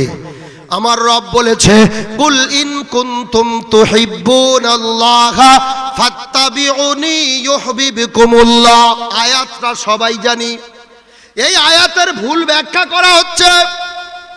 আমার রব এখানে বললেন, কুল, হে নবী তুমি বলো, ইন কুনতুম তুহিব্বুনাল্লাহ, যদি তোমার উম্মত আল্লাহকে ভালোবাসতে চায়। কাকে? জোরে বলতে হবে, কাকে? আল্লাহকে। ফাত্তাবিউনি, হে নবী তারা যেন তোমার পূর্ণ অনুসরণ করে। এটা পরিপূর্ণ না আংশিক। কি বললেন আল্লাহ? ফাত্তাবিউনি, বহু বচন দিয়ে আমার আল্লাহ বললেন, হে নবী তোমার উম্মতদেরকে বলো, তারা যদি আল্লাহকে ভালোবাসতে চায় নবীকে পরিপূর্ণ অনুসরণ করা লাগবে। ইউহিব্বুকুমুল্লাহ, যখন তারা পরিপূর্ণ অনুসরণ নবী তোমার করবে, আমি আল্লাহ তখন ভালোবাসা শুরু করব। তার মানে ও মুসলমান, তুমি জেনে নাও, তোমার মাথা থেকে পা পর্যন্ত, তোমার রান্নাঘর থেকে রাষ্ট্র জীবন পর্যন্ত নবীর সুন্নত পরিপূর্ণ যতক্ষণ না আসবে, আমার আল্লাহ এখনো ভালোবাসা আমাদের শুরু করে নাই। আল্লাহর ভালোবাসা নিতে গেলে ফাত্তাবিউনি, পরিপূর্ণ নবীর অনুসরণ লাগবে। ও মুসলমান, তোমার মাথা থেকে পা পর্যন্ত একটা বার দেখো, তুমি সংখ্যায় বেশি হয়েছ, তুমি জনসংখ্যায় বেড়েছ, তোমার মাথা থেকে পা পর্যন্ত একটু ফলো করে দেখো। যত জলসা দিই না কেন, যত মেহফিল দিই না কেন, মুসলমান যদি মনে করে আমি ইসলাম মানব না, কেউ মানাতে পারবে না। কারণ এই হেদায়াতের দায়িত্ব একমাত্র আমার আল্লাহ নিজের হাতে রেখেছে। ঠিক কিনা বলেন? এটা নবীর হাতে নাই। যদি বলেন নবীকে ভালোবাসি, আমার আপনার থেকে বেশি ভালোবেসেছে বিশ্ব নবীর চাচা আবু তালেব। চাচা বিশ্ব নবীকে এত ভালোবেসেছেন, রসুলের শরীরের এমন কোন জায়গা নাই যেখানে চাচা আবু তালেব চুমো খায় নাই। বলেন না সুবহানাল্লাহ। যে চাচা আবু তালেব গর্ব করে বলেছিল, ও মক্কার আবু জেহেল, আবু সুফিয়ান, আবু লাহাব, আমি আবু তালেব বেঁচে থাকতে মুহাম্মাদের একটা পশম হেলাতে কারুর দেব না। ভালো তো বেসেছিল আবু তালেব, কিন্তু মৃত্যুর সময় কলেমা নসিব হয় নাই। আমার রসুল আল্লাহর কাছে দোয়া চেয়েছিলেন। চাচাকে যখন বলেছেন, চাচা একটা বার যদি কলেমা পড়ে নাও, আমি নবী তোমার জন্য পূর্ণ সুপারিশ করব। আমার আল্লাহ কোরআনের আয়াত অবতীর্ণ করলেন, ইন্নাকা লা তাহদি মান আহবাবতা ওয়ালাকিন্নাল্লাহা ইয়াহদি মান ইয়াশা। ও নবী, হেদায়েতের চাবি তোমার হাতে নয়। তোমার চাচার হেদায়েত হবে কি না হবে আমি আল্লাহ জানি, তুমি রসুল জানো না। ওয়ালাকিন্নাল্লাহা ইয়াহদি মান ইয়াশা, আমি আল্লাহ যাকে চাইবো তাকে হেদায়েত দেব। আমি আল্লাহ চাইলে তবে কোরআনের মাহফিলে আসতে দেব। ওই মুখের ধারে এসে ফিরে চায়ের দোকানে যাবে, শয়তান বলবে ওরে ওখানে ভালো নয়, চায়ের দোকানে আয়। শয়তান বলবে চল নদীর ধারে ঘুরে আসি। শয়তান বলবে তোর পকেট ভরা বিড়ি আছে, একটু খেয়ে আসি চল। কিন্তু এই জায়গায় আসার জন্য হেদায়েতের দরকার আছে। এই হেদায়েতটা সকলের ভাগ্যে হয় না। এজন্য আমি বলেছি, যারা বসতে পেরেছে তারা ভাগ্যবান। বলেন না, জোরে বলেন না। চাচা আবু তালেবের ভাগ্যে হলো না। হযরতে আবু হুরাইরা একদিন খুশি মেজাজে দেখে ঘুরছে। সাহাবারা বলে, ইয়া আবু হুরাইরা, তুমি আজকে এত খুশি কেন? আবু হুরাইরা বলে, তোমরা জানো না কোরআনের একটা আয়াত অবতীর্ণ হয়েছে। আমার আল্লাহ বলেছে হেদায়েতের চাবি আমি নবীর হাতে দিলাম না। এজন্য আমি আবু হুরাইরা খুশি। নবীর হাতে যদি হেদায়েত থাকতো তাহলে নবীর বংশগুলোকে আগে টানতো। ঠিক কিনা কথা বলেন? যে দেশের নেতা হয় তার ভাইপো ভাইজি গুলো আগে চাকরি পায়, বুঝে আসছে না? তারপরে কোটা থাকলে আপনি পাবেন। সেখানে বিশ্ব নবীর হাতে যদি হেদায়েত থাকতো, আবু লাহাব, আবু জেহেল সকলকে আগে টানতেন, কারণ ওটা বংশ। হযরতে আবু হুরাইরা বলে, আমি তো নবীর বংশের মধ্যে নাই, কিন্তু আমার আল্লাহ জানিয়েছে ওয়ালাকিন্নাল্লাহা ইয়াহদি মাইয়াশা, আমি আল্লাহ নিজের হাতে হেদায়াত রেখেছি, এজন্য আমি আবু হুরায়রা খুশি। অন্তত নবীর বংশে না গিয়েও আমি আবু হুরায়রা আল্লাহ আমাকে হেদায়াত দিয়ে দেবে, বলেন না সুবহানাল্লাহ। কিন্তু দুর্গাপুরের মুসলমান কোরআনের মাহফিল যারা দিয়েছে তারা হেদায়াত পাওয়ারই বংশ, কিন্তু পাচ্ছে না। শুধু একটাই কারণ, কোরআনের প্রতি ভালোবাসা নাই, শুধু দুনিয়াবি ভালোবাসা তাদের আছে। এজন্য বলবো, আমি শুকরিয়া করব মা বোনেদের জন্য, তাদের জায়গা দেয়া যাচ্ছে না, আল্লাহ তাদের বসাটাকে কবুল করে নিক। জোরে বলেন আমিন, আর একটু জোরে বলেন না আমিন। মুসলমান, আমাদের সামনে যে মাসটা চলছে এটা শাবান মাস। কি মাস বলেন?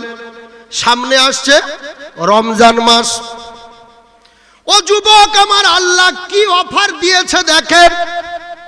বিশ্ব নবী বলেছেন রমজান মাস এমন একটা মাস যে মাসে একটা ফরজ বিধান যদি কোনো বান্দা আদায় করে, কটা ফরজ? জোরে বলেন কটা ফরজ? 70টা ফরজ আদায় করার সওয়াব তার আমল নামায় দেয়া হবে, বলেন না? তাহলে একটা ফরজে কটা? 70টা। যখন বিশ্ব নবী মিয়ারাজে গিয়েছিলেন 50 ওয়াক্ত নামাজ আমার আল্লাহ রসুলকে দিলেন। কত বললাম? মুসা নবীর কাছে ষষ্ঠ আসমানে আসার পরে হযরতে মুসা বলে, ইয়া রাসূলুল্লাহ, আপনার উম্মতের জন্য কি দিয়েছে? রসুল বলে, হে মুসা, হে নবী, আমার উম্মতের জন্য 50 ওয়াক্ত নামাজ দিয়েছে। মুসা নবী বললেন, ইয়া রাসূলুল্লাহ, আমার উম্মতের জন্য 2 ওয়াক্ত নামাজ ফরজ ছিল। মুসা নবীর উম্মতের ক ওয়াক্ত? আমার উম্মত বনি ইসরাইলের জন্য 2 ওয়াক্ত নামাজ ফরজ ছিল, তাও সময় মতো আদায় করতে পারে নাই। আপনার উম্মত 50 ওয়াক্ত নামাজ কখন পড়বে, বিবির হক কখন আদায় করবে, আর নদীতে মিন ধরবে কখন? হে নবী, আপনি ফিরে যান আল্লাহর কাছে, সেখানে গিয়ে বলেন, আল্লাহ এত সম্ভব নয়। বিশ্ব নবী আল্লাহর দরবারে যাওয়ার পরে আমার আল্লাহ 5 ওয়াক্ত কমিয়ে দিলেন, 45 নিয়ে এলেন। মুসা নবী বললেন, রসুল আবার যান। আবার রসুল গেলেন, আবার 5 ওয়াক্ত কমালেন, আবার ফিরে এলেন। আবার মুসা নবী বললেন, ইয়া রাসূলুল্লাহ, 40 ওয়াক্ত আপনার উম্মত পারবে না, আবার চলে যান। আবার গেলেন, রসুল আবার 5 ওয়াক্ত কমালেন। এইভাবে 9 বার আল্লাহর দরবারে গেছেন। কবার বললাম? যদি 5 ওয়াক্ত করে কমে তাহলে 45 ওয়াক্ত থাকে 5 ওয়াক্ত নামাজ। বিশ্ব নবী আসার পরে মুসা নবী বলে, ইয়া রাসূলুল্লাহ, আরেকবার যান। রসুল বলে, আমার লজ্জা লাগে, আমি কবার যাব? ওই 5 থাক। আমার আল্লাহ আরশের মহল্লায় বসে বড় আনন্দে বলে, ইয়া হাবিব, আপনি 5 ওয়াক্ত কবুল করেছেন, আর আমি আল্লাহ আপনার উম্মতের জন্য 50 ওয়াক্তের সওয়াব দিয়ে দিয়েছি। হে আমার হাবিব, 5 ওয়াক্ত নামাজ থাকলো, প্রতি 5 ওয়াক্তের সাথে 10 যুক্ত করে আমি 50 ওয়াক্তের সওয়াব আপনার উম্মতের জন্য প্রতিদিন দেব। তারপরেও কতগুলো উম্মত নামাজ পড়ে না, অন্তত 90%। ঠিক কিনা কথা বলতে হবে। মসজিদ আছে, মাদ্রাসা আছে, দিনের শিক্ষা আছে, কোরআনের মাহফিল আছে, জলসা দেয়, কিন্তু এই কমিটিও ফজরের নামাজ পড়ে না। অন্তত প্রতিটা গ্রামে হিসাব করলে 90% মুসলমান নামাজ পড়ে না। ঠিক না ভুল বলছি? আবার যদি রমজান মাস আসে 10% বাড়ে, মানে 80% পড়ে না, 20% পড়ে। আমি আমার জীবনের হিসাব করি, ও যুবক, যদি 90% যুবক 1 বছর নামাজ না পড়ি, প্রতিদিন 5 ওয়াক্ত নামাজ, ফরজ নামাজ পড়ছি না, বিশ্বনবী কিয়ামতের দিনে এই উম্মতের জন্য যখন লজ্জিত হয়ে মাথা নিচু করে নেবে, রসুলের লজ্জা লাগা, রসুলের অপমানজনক মনে হওয়া আমার আল্লাহ সহ্য করে নাই। আমার রব বলে, হাবিব রে, তোমার উম্মত যাদের 5 ওয়াক্ত নামাজ দিয়েছি, 70 80% তারা নামাজ পড়ে না। সেদিন তুমি কিয়ামতের দিনে ওই উম্মতের জন্য আমার কাছে যদি লজ্জিত হয়ে না আসো, আমি আল্লাহ রমজান মাসের মতো একটা মাস দিলাম যেখানে এক ওয়াক্ত যদি পড়ে 70 ওয়াক্তের সওয়াব তার সাথে দিয়ে তপিলটা ভারী করে দেব। এক ওয়াক্ত নামাজে যদি 70 হয় তাহলে সারা দিনাতে 5 ওয়াক্ত নামাজে 5 সাথে 35, 350 ফরজ। ও মুসলমান, রমজান মাস এমন একটা মাস, আপনি যে 70% যুবক নামাজ পড়ো নাই, যদি রমজান মাসে একদিন 5 ওয়াক্ত নামাজ তুমি পড়েছো, 350 ওয়াক্ত নামাজের সওয়াব তোমার আমল নামায় আল্লাহ দিয়ে দেবে। তাহলে একদিনে যদি 350 হয়, 30 দিনে ওইভাবে আপনি হিসাব করেন, 30 গুণিতক 350। আমার আল্লাহ বলে তারপরেও যদি রমজান মাসেও কোনো যুবক নামাজ না পড়ে,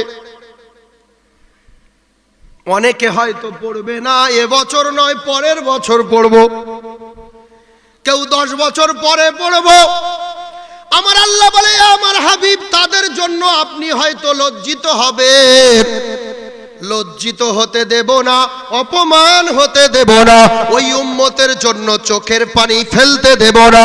হে আমার হাবিব, ওই রমজান মাসে প্রতিটা ফরজের বিনিময়ে যেমন 70টা করে ফরজের সওয়াব দিলাম, তার সাথে একটা রাত এমন দিলাম লাইলাতুল কদরি খায়রুম মিন আলফি শাহর। যদি নফলের অভাব থাকে, এক রাত 1000 মাসের থেকেও উত্তম বানিয়ে দিলাম। বলেন না, 1000 মাস মানে 83 বছর 4 মাস। মুসলমানের আয়ু 50 থেকে 60 এখন, বুঝতে পারছেন না? 60-এর উপরে আশা করা যাবে না। আগেকার মুরব্বী কিছু বেঁচে আছে যদিও, তারা সেরকম মাল খেয়েছে, বুঝতে পারছেন? এ তো শুধু ভেজাল, খালি স্বাদ দেয়া মাল খাচ্ছি আমরা, খেলেই গ্যাস। এজন্য এখন 60 বছরের আশা করা বেকার। মুসলমান, একটা অফার এসেছে যার নাম পবিত্র রমজান। সুবহানাল্লাহ বলবেন না? এই সেই কোরআন নাজিলের মাস, এই সেই গুরুত্বপূর্ণ মাস, আর সেই মাসের অগ্রিম দিনে, সেই মাসের অপেক্ষার উদ্দেশ্যে আজ সেই কোরআনের মেহফিল। এই কোরআনের মেহফিল পেয়ে আজ প্রতিজ্ঞাবদ্ধ হব, যতদিন বেঁচে থাকবো অন্তত এই ভুলটা আর করব না। খোদার কসম, আপনি তবলিগ হন, আপনি বেরেলি হন, আপনি দেওবন্দি হন, আপনি ফুরফুরা হন, আপনি কাদরিয়া হন, আপনি চিশতিয়া হন, যেই দলের, যেই জামাতের, যেই মাযহাবের, যাই কিছু হন না কেন, যে মুসলমান নামাজ পড়ে না তার কোনো ধর্ম নাই, তার কোনো জান্নাত নাই। পরিষ্কার কথা। আপনি যে দলে থাকেন, কে বলেছে আপনার একজন বেনামাজিকে সুপারিশ করে আল্লাহ জান্নাতে দেবে? কোনো সুপারিশ হবে না।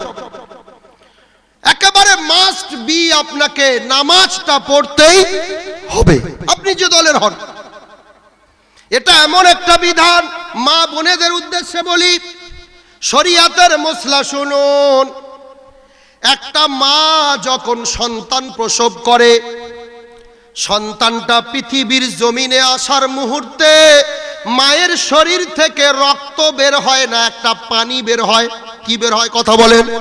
পানি বের হয়, যে পানিটার কাজ হলো বাচ্চাটার রাস্তা ক্লিয়ার করা। ওই পানির সাথে সাথে বাচ্চার মাথাটা আগে আসে।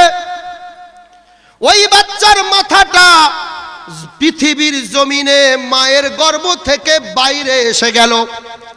ওই সময় যদি কোনো নামাজের ওয়াক্ত হয়, আল্লাহ রসুল বলেছেন ওই সন্তানের মাথাটা তুলো দিয়ে পেঁচিয়ে কোনো নরম জায়গায় বসেও তার মাকে নামাজ আদায় করতে হবে। এই মশলা বুঝে আসছে? সন্তানের মাথা এসে গেছে, পানি বেরোচ্ছে, খুন বেরোয় নাই, এমন সময় যদি নামাজের সময় হয়, ফরজ নামাজ এত কঠিন, বাচ্চার মাথাটা তুলোয় পেঁচিয়ে আলগা করে বসে অন্তত তাকে নামাজ আদায় করতে হবে, মাপ নাই। যে মায়ের বাচ্চা মাথা চলে এসেছে এত কঠিন কষ্টের সময়, তার নামাজ যদি মাপ না হয়, সেই মা বোনেরা সন্ধ্যাবেলা মুরগির কুঁড়ো দিতে দিতে নামাজ ফেল করে। এই ঠিক না ভুল বলছি কথা বলেন? মুরগির কুঁড়ো দিতে দিতে নামাজ ফেল, ফজরের নামাজ ঘুমিয়ে ফেল, জোহরের নামাজ রান্না করতে করতে ফেল, আসরের নামাজ সিরিয়াল দেখতে দেখতে ফেল, আর মাগরিব হাঁস মুরগির খড় দিচ্ছে কুঁড়ো দিচ্ছে ওতেই ফেল, আর এশার নামাজ ফেল হয় বিছানা করতে করতে। আবার জিজ্ঞাসা করলে বলে, হুজুর জানেন না আমাদের স্বামীরা ফেরাউনের মতো বড় কঠিন, নামাজ পড়তে বারণ করে। আসলে মা বোনেরা জানে না ফেরাউন কি মাল ছিল, বুঝতে পারছেন? ফেরাউন কি চিজ ছিল জানে না। সেই ফেরাউনের ঘরে থেকে হযরতে আসিয়া গোপনে ইসলাম কবুল করার পরে সারাটা জীবন গোপনে নামাজ আদায় করেছে। ফেরাউন কোনোদিন জানতে পারে নাই, বলেন না সুবহানাল্লাহ। ফেরাউন যখন জানতে পারল আমার স্ত্রী আসিয়া ইসলাম কবুল করেছে, হযরতে মুসা নবীর হাতে বায়াত হয়েছে, ফেরাউন তার নিজ স্ত্রীকে ও রাজ দরবারে এইভাবে শুলিতে দাঁড় করিয়েছে। আসিয়ার এই হাতে পেরেক মারা হলো, অপর হাতে পেরেক মারা হলো, পায়ে বেড়ি লাগানো হলো, কাটের সাথে এইভাবে সাটিয়ে দেয়া হলো, রক্ত ঝরছে। ফেরাউন বলছে, আসিয়া তুই যদি তোর আল্লাহকে ভুলে গিয়ে আমার মতো ফেরাউনকে আল্লাহ না বলিস তোকে এইভাবে মারবো। শুধু তাই নয়, হযরতে আসিয়াকে উলঙ্গ করা হলো। পুরো রাজ দরবারে সবাই আসিয়ার উলঙ্গ অবস্থা দেখছে। এই সময় হযরতে আসিয়া আল্লাহকে বলছে, আল্লাহ আমি জীবন চলে যাবে আপনাকে ভুলবো না, কিন্তু আজ পুরো রাজ দরবারে আমার মতো মহিলাকে উলঙ্গ করেছে, আল্লাহ আমি এটা সইতে পারি না। হযরতে আসিয়ার মনে সান্ত্বনা দেওয়ার জন্য আমার আল্লাহ জিবরিল আলাইহিস সালামের হাতে জান্নাতের পুরো নকশাটা আসিয়ার সামনে দিয়েছে। আসিয়া ওরা তোমার যা দেখে দেখুক, তুমি শুধু তোমার আল্লাহর জান্নাতটা দেখো। হযরতে আসিয়া তখন ওই জান্নাতের ভরসা না করে আল্লাহকে বলেছিলেন, রব্বি বিনিলি ইনদাকা বাইতান ফিল জান্নাতি ওয়া নাজ্জিনি মিন ফিরআউনা ওয়া আমালিহি ওয়া নাজ্জিনি মিনাল কওমিজ জালিমিন। ওগো আল্লাহ আপনার এই জান্নাতের নকশা আমি চাই না, ওগো আল্লাহ অরিজিনাল যে জান্নাত ওই জান্নাতে আপনার ঘরের পাশে আমার মতো অধম আসিয়ার একটা ঘর বানিয়ে দেন, যেখানে বসে বসে আল্লাহ আমি আপনাকে দুনয়ন ভরে দেখতে পারি।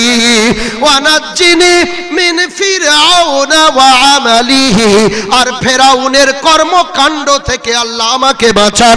ওয়ানাজ্জিনি মিনাল কওমিজ জালিমিন, আর ফেরাউনের ওই জালেম কওমদের হাত থেকে আমাকে বাঁচান। এখানে হযরতে আসিয়া স্ত্রী, ফেরাউন স্বামী, এত অত্যাচারের পরেও আসিয়া বলে নাই আল্লাহ ফেরাউনের সাজা দাও, আল্লাহ ফেরাউনের বদলা দাও, এই কথা বলে নাই। বিবি হয়ে স্বামীর হক আদায় দেখেন, আল্লাহকে বলছে ওয়ানাজ্জিনি মিন ফিরআউনা ওয়া আমালিহি, ফেরাউনের কর্মকাণ্ড থেকে আল্লাহ আমাকে হেফাজত করো, বলেন না সুবহানাল্লাহ। রাজ দরবারের মুসা নবীর ফেরাউনের সব কওম দেখছিল, হযরতে আসিয়াকে শুলিতে চড়া হলো যীশু খ্রিস্টের মতো। এই অবস্থায় আসিয়াকে যখন রক্তে রক্তপাত করা হচ্ছে, হযরতে আসিয়ার দিকে সবাই তাকিয়ে দেখছে, আসিয়ার মাথাটা বারবার যেন হ্যাট হচ্ছে। ওই রকম করুণ অবস্থায়, পেরেক সাঁটানো অবস্থায় হযরতে আসিয়া আল্লাহর সেজদা আদায় করেছে, বলেন না। এ মা বোনেরা কবে শিখবে? অনেক মা বোনেরা আছে রোজা রাখে কিন্তু নামাজ নাই, রোজা করে সারাদিন না খেয়ে থাকবে, সন্ধ্যা পর্যন্ত রোজা করবে কিন্তু নামাজ নাই। নামাজের মতো বিধান যার নাই তার রোজায় কি লাভ? আমার তো কিছু মাথায় আসে না। বিশ্ব নবী বলেছে, রুব্বা সাইমি লাইসা লাহু মিন সিয়ামিহি ইল্লাল জু। কিছু কিছু রোজাদার আছে যাদের সারা দিন ক্ষুধার্ত অবস্থায় থাকা ছাড়া কোনো লাভ হয় না। তারা কারা? যারা রোজা করেও নামাজ পড়ে না, যারা রোজা করেও মিথ্যা বলে, যারা রোজা করেও সুদখোর সুদ খায়, যারা রোজা করেও ঘুষ খায়, যারা নিজের হারাম কর্মকাণ্ড থেকে বাঁচতে পারে না, তাদের না খেয়ে থাকা ছাড়া কোনো লাভ হয় না। ও মুসলমান, শুধু রোজার নামাজ আদায় করলে হবে না, নামাজ শিখতে হবে নামাজের মতো। যদিও আমাদের কিছু কিছু মা বোনেরা নামাজ আদায় পড়ে, কিন্তু নামাজ পড়তে পড়তে তাদের চিন্তা সংসারের দিকে। নামাজের নিয়ত করেছে চাচি, আলহামদুলিল্লাহ রাব্বিল আলামিন, সেই মুরগি সব গুঁড়ো খেয়ে নিল রে বাবা, সব খেয়ে নিল। দেখে, বুঝতে পারছেন? আমি তখন অনেক ছোট, পায়খানা ছিল না, পাহাড়, ওই যে পুকুরের পাড়, ওখানে পায়খানা করতাম। আমার দাদি বারান্দায় বসে বসে নামাজ আদায় করছে, আর একটা লোটা ছিল, ওইটা নিয়ে যেতাম যেখানে যেতাম। তখন তো পায়খানা ছিল না। দাদি এই নামাজ পড়ছে, দাদির এই পাশে লোটা আছে, আর আমার পায়খানা লেগেছে, গতিতে আসছি লোটাটা নেব, কারণ আমার জ্ঞান নাই যে নামাজিদের সামনে থেকে যেতে না। দাদি নামাজ পড়ছে আর দেখছে মাল আসছে, বুঝতে পারছেন না? এভাবে নিয়ত করে নামাজ পড়তে পড়তে লোটাটা নিয়ে বলে, নিয়ে তাড়াতাড়ি চলে যাও। আলহামদুলিল্লাহ রাব্বিল আলামিন। আমাদের সমাজের মা বোনেরা এখনো এই রকম আছে, যাদের নামাজ পড়তে পড়তে চিন্তা থাকে হাঁস মুরগির দিকে। শুধু নামাজ পড়লে হবে না, আমার স্বভাবটা পাল্টাতে হবে। বিশ্ব নবীকে প্রশ্ন করা হলো, ইসলাম কাকে বলে? আল্লাহ রসুল বললেন, ইসলামের বুনিয়াদ 5টি। ইসলামের বুনিয়াদ কটি বললাম? 5টি।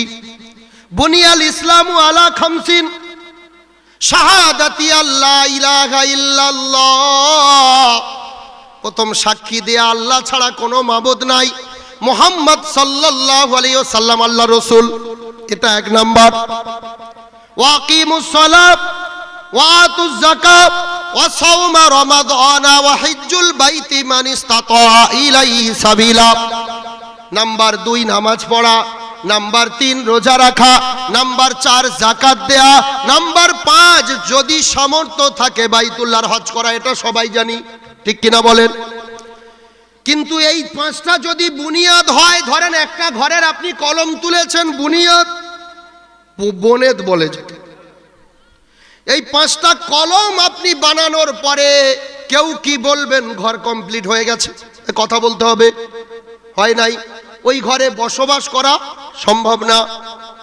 ওই ঘরে ছাদ দরকার, ওই ঘরের জানালা দরজা দরকার, ঠিক না ভুল? কথা বলেন।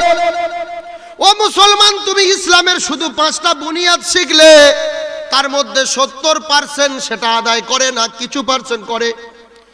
কিন্তু ইসলামের যেটা আরো আনুষঙ্গিক প্রয়োজন, যেটাকে ছাদ বলে, জানালা বলে, দরজা বলে, দেয়াল বলে, সব কিছু নিয়ে তবে কমপ্লিট ঘর।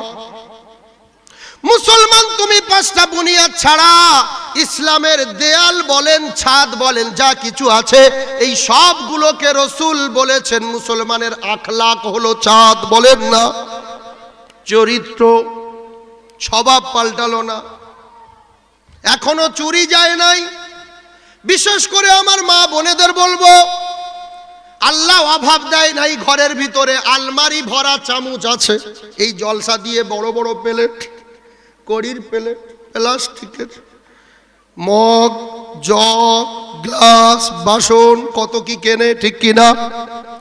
ঘরে ডজন ডজন প্লেট, চামচ আছে, ঘটি আছে, সব আছে।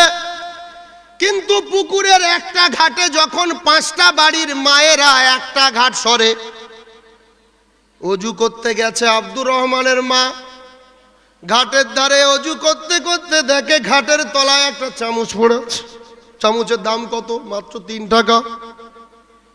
চামচটা ধুয়ে বগলে নিয়ে তওবা আস্তাগফিরুল্লাহ অজু করে নিয়ে আল্লাহ মাফ করে দিও, আল্লাহু আকবার। চামচ চোর, বাটি চোর, বাসন চোর, খোদার কসম ঘরে গিয়ে দেখবেন 100 বাসন বসানো আছে, তবু চুরি করবে, কারণ এটা স্বভাব। আল্লাহ রসুল বলে এটা ছাদ। তোমার আখলাক যদি পরিবর্তন না হয়, তুমি চামচটা বগলে নিয়ে অজু করে এলে, এসে আল্লাহকে বলছো আল্লাহ মাফ করে দাও, আল্লাহ বলে তুই এসে দেখ একবার তোর বগলে ওটা কি, বুঝতে পারছেন না? ছোট জিনিস, এটার প্রয়োজন ছিল, কথা বলেন না। দেখবেন গ্লাস খালি কমে যাচ্ছে, বাটি কমে যাচ্ছে, আগে নিচ্ছে কে হাবু? এই সামান্য একটা চামচ চুরি যদি তোমার নফস থেকে না সরতে পারে, তুমি কি মুমিন হবে? কত জলসা শুনবি? সত্যি খিচুড়ি খাওয়া ছাড়া কিচ্ছু লাভ হবে না। ভাই কথা বুঝে আসছে? এজন্য স্বভাব বদলাতে হবে। আমার নবী বলেছে, এই যে সবে বরাতের রাত গেল, দুর্গাপুরের প্রত্যেকটা যুবক একটা ঝাঁক ঝাঁক এসে চেয়ে এনেছে আল্লাহর কাছে। নামাজির বাহার কত, সারা রাত খালি নামাজ পড়ছে আর পড়ছে, একবার করে চায়ের দোকান, একবার করে নামাজ। আবার কবরস্থানে জিয়ারত হয় কি হয় না? এখানে কথা বলেন। এ মুসলমানরা আবার সবে বরাতে কবরস্থানে জামে বাজি ফাটিয়ে ফোটে। মাইয়েতরা মনে করে যাদের আশায় বসেছিলাম মাল সব বড় বড় আসামি বোম মেরে মেরে আসছে, এমনি তো ভয়ে মার খাচ্ছে, আবার আমাদের অবস্থা দেখে তারা আরো ভয়ে ঘাবড়ে যায়। এরকম কোন শরিয়াত নাই। এই রাত সম্বন্ধে আমার নবী বলেছেন, আমার আল্লাহ প্রথম আসমানে রহমতের ছায়া বিস্তার করে আর এলান করতে থাকে, ও গুনাহগার, কে গুনাহ মাফের জন্য দোয়া চাইবে? যে চাইবে তার গুনাহ আজকের আমি মাফ করে দেব। বলেন না, জোরে বলেন না। ও আমার বান্দা, কেউ রুজি চাইবে তার রুজি দিয়ে দেব। সুবহানাল্লাহ। এ আমার বান্দা, কেউ যদি বিমারগ্রস্ত হয়ে থাকো, শেফার জন্য আমার কাছে হাত তুলবে, আমি আল্লাহ আজকের রাতে তার শেফা দিয়ে দেব। এমন একটা রাত চলে গেল, আর একটা রাত আসছে যেটা সারা বছরের শ্রেষ্ঠ রাত, লাইলাতুল কদরি খায়রুম মিন আলফি শাহর, যেটা 1000 মাসের থেকে উত্তম। বিশ্ব নবী বলে, মুসলমান, হে আমার উম্মত, সব বান্দাকে আল্লাহ সবে বরাতের রাতে, সবে কদরের রাতে দোয়া কবুল করলেও 5 প্রকারের বান্দার দোয়া আল্লাহ সবে বরাত কেন সবে কদরেও কবুল করবে না? কয় প্রকার? কথা বলতে হবে। কয় প্রকার বললাম, শুনবেন নাকি?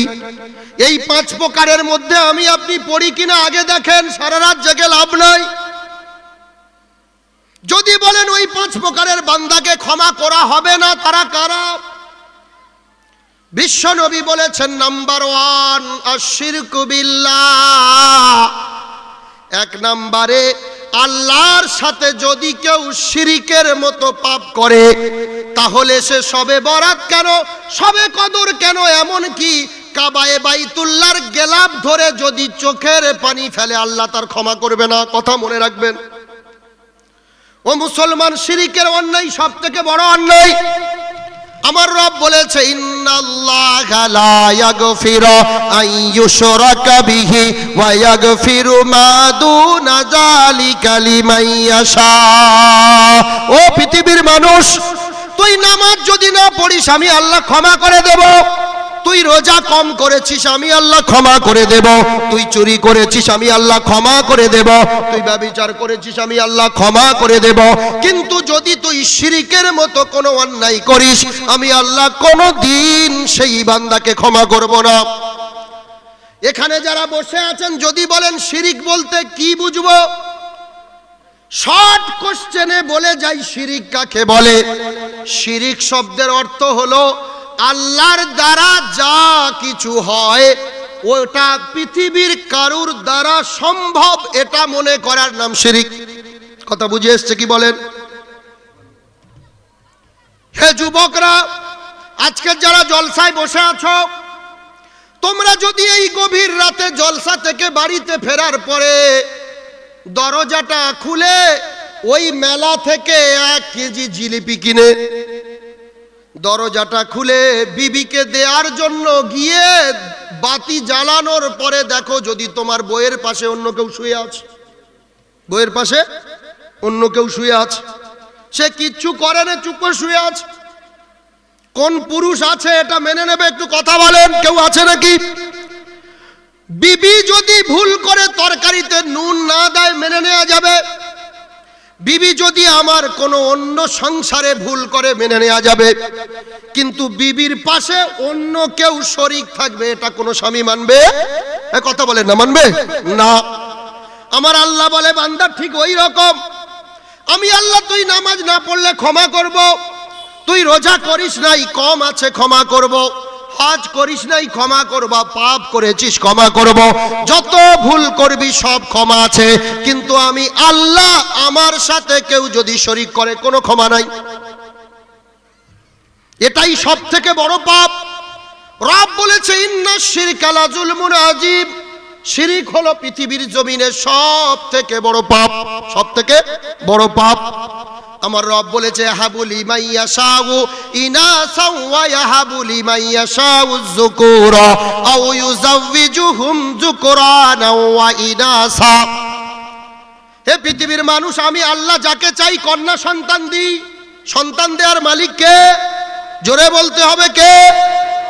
ওয়া ইয়াহাবুলি মাইয়াশাউ যুকুরা, আমি আল্লাহ যাকে চাই তাকে পুত্র সন্তান দিই।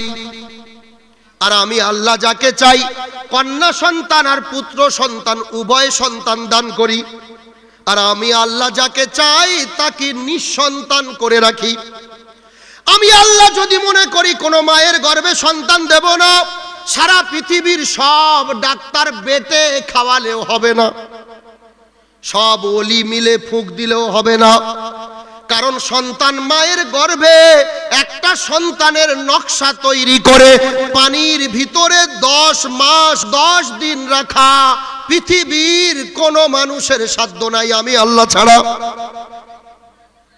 রব বলে বান্দারে, আমি এই আসমানকে জমিন তৈরি করার সময় আমি আল্লাহ হাত লাগাই নাই, শুধু বলেছি কুন ফায়াকুন, হয়ে যাও, হয়ে গেছে। জমিন বানাতে গিয়ে বলেছি কুন হয়ে যাও, ফায়াকুন, হয়ে গেছে। এই চন্দ্র বানাতে গিয়ে বলেছি কুন হয়ে যাও, ফায়াকুন, হয়ে গেছে। এই মহাসমুদ্র, এই চন্দ্র সূর্য গ্রহ নক্ষত্র সাতবক আসমান সব কিছু বানাতে গিয়ে শুধু আমি আল্লাহ বলেছি হয়ে যাও, হয়ে গেছে। কিন্তু একটা বস্তু বানাতে গিয়ে আমি আল্লাহ হয়ে যাও বলি নাই, বরং নিজে হাতে সুন্দর করে বানিয়েছি, তার নাম হলো মানব জাতি। বলেন না, জোরে বলা যাবে না। যে মানুষকে আমি আল্লাহ এত সুন্দর করে নকশা করে বানাবো, সেই মাছকের আমাকে বাদ দিয়ে হিজলি শরীফ, ঘুটিয়ারি শরীফ, পাগলা বাবা, ঘন্টা বাবা, বট গাছ, আশুদ গাছ, যে বলে বু 10 বছর বিয়ে হলো সন্তান হয় না, একবার ঘটিয়ারি শরীফে গিয়ে দেখ, ওখানে গিয়ে মাথা কুটে এসছে, বাবা গো যদি একটা বেটা ছেলে দাও জোড়া পাঁঠা দেব। কিন্তু যখন হয় না তখন জিজ্ঞাসা করে ও বু এত জায়গায় গেলি হলো না, বলে আল্লাহ ভাগ্যে রাখেন, হয় না। কত বড় আল্লাহ। আর যদি একবার হয়ে যায় সেই আল্লাহকে ভুলে গিয়ে সেই দরবারে গিয়ে মাল দিয়ে আসে, তখন আর আল্লাহকে চেনে না। আমার আল্লাহ বলে বান্দারে ভুলটা করিস না। পূর্বের সিপিএম সরকার, তারা যখন গরিবদের ঘর দিত, ঘরের টাকা আসতো উপর থেকে নেতাদের হাতে হাতে, বুঝতে পারছেন না? তখন এই নিয়ম থাকায় 1 লাখ টাকা যদি আসতো বরাদ্দ হতো, ওই নেতা 500, আর এক নেতা 500, আর এক নেতা 500, এই করে করে এসে ঠেকতো 40,000। এখন সরকার বুঝতে পেরেছে মাল ওইভাবে দেয়া যাবে না, যে যার অ্যাকাউন্টে দেব, ঠিক কি না? কথা বলেন না। এই সরকার যদি বুঝতে পারলো কারুর হাতে হাতে এইভাবে হাত পেরি হলে মাল কমে যায়, আমার আল্লাহ কবে বলেছে এখন থেকে আমি বাচ্চা দেব না, দরবারের দ্বারা দেব? কবে বলেছে? আমার আল্লাহ এত বোকা নাকি? কারণ ওখানে দিনে মাল মেরে দেবে। কারুর যদি 2টো বাচ্চা হওয়ার কথা থাকে, বাবা একটা মেরে দিতে পারে। এজন্য আমার আল্লাহ বলে একটা মায়ের গর্ভে সন্তান দেওয়ার দায়িত্ব একমাত্র আমার। ও মা বোনেরা, এর নাম হলো শিরিক।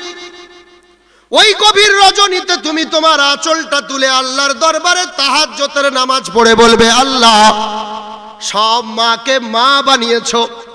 10 বছর বিয়ে হলো, 20 বছর বিয়ে হলো, মানুষ আমাকে বিধবা বলে, মানুষ আমাকে বাঁচা বলে, মানুষ আমাকে নিঃসন্তান বলে। ওগো আল্লাহ, সব মাকে এত ইজ্জত দিয়েছো, আমি কেন ইজ্জত পাবো না? খোদার কসম, তাহাজ্জুদের নামাজে বসে মুসল্লায় যদি কোনো মা আল্লাহর কাছে হাতটা তুলে 2 চোখের পানি 1 টোপা মাটিতে ফেলে, আমার আল্লাহ বলে, ওরে বান্দি, তোর চোখের পানি মাটিতে পড়ার আগে আমি আল্লাহ এই দোয়াটা কবুল করে নি। বলেন না? সেই আল্লাহর কাছে চাই না, খালি এথায় ওখানে খালি গে মাথা টুকছে। এর নাম হলো শিরিক। এই শিরিকের গুনাহ যদি থাকে, সবে বরাতে মাথা ঠুকলেও কবুল হবে না, সবে কদরেও মাথা ঠুকলে কবুল হবে না। 2 নম্বরে আমার আল্লাহ বললেন, সবে বরাতে হোক আর সবে কদরে হোক, ওই বান্দার দোয়া কবুল হবে না যারা নিজের মা বাপের অবাধ্য সন্তান। মা বাপের অবাধ্য সন্তান।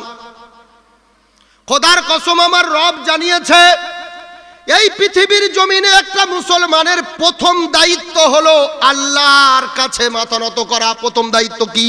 আল্লাহর কাছে মাথা নত করো। 2 নম্বরে নবী নয়, ফেরেশতা নয়, নামাজ নয়, রোজা নয়। দ্বিতীয় ফয়সালা হলো, আমার পরে তোমার দ্বিতীয় স্থান হলো তোমার জন্মদাতা পিতা মাতা। বলেন না? রব বলেছেন, ওয়াকাদা রাব্বুকা আল্লা তা'বুদু ইল্লা ইয়াহু ওয়া বিল ওয়ালিদাইনি ইহসানা। ও বান্দা, শুনে রাখ, তোমার রবের ফয়সালা হলো এটা, আল্লাহ তা'বুদু ইল্লাল্লাহ। যতদিন পৃথিবীতে জীবিত থাকবে, আল্লাহ ছাড়া কারোর কাছে মাথা নত করা যাবে না।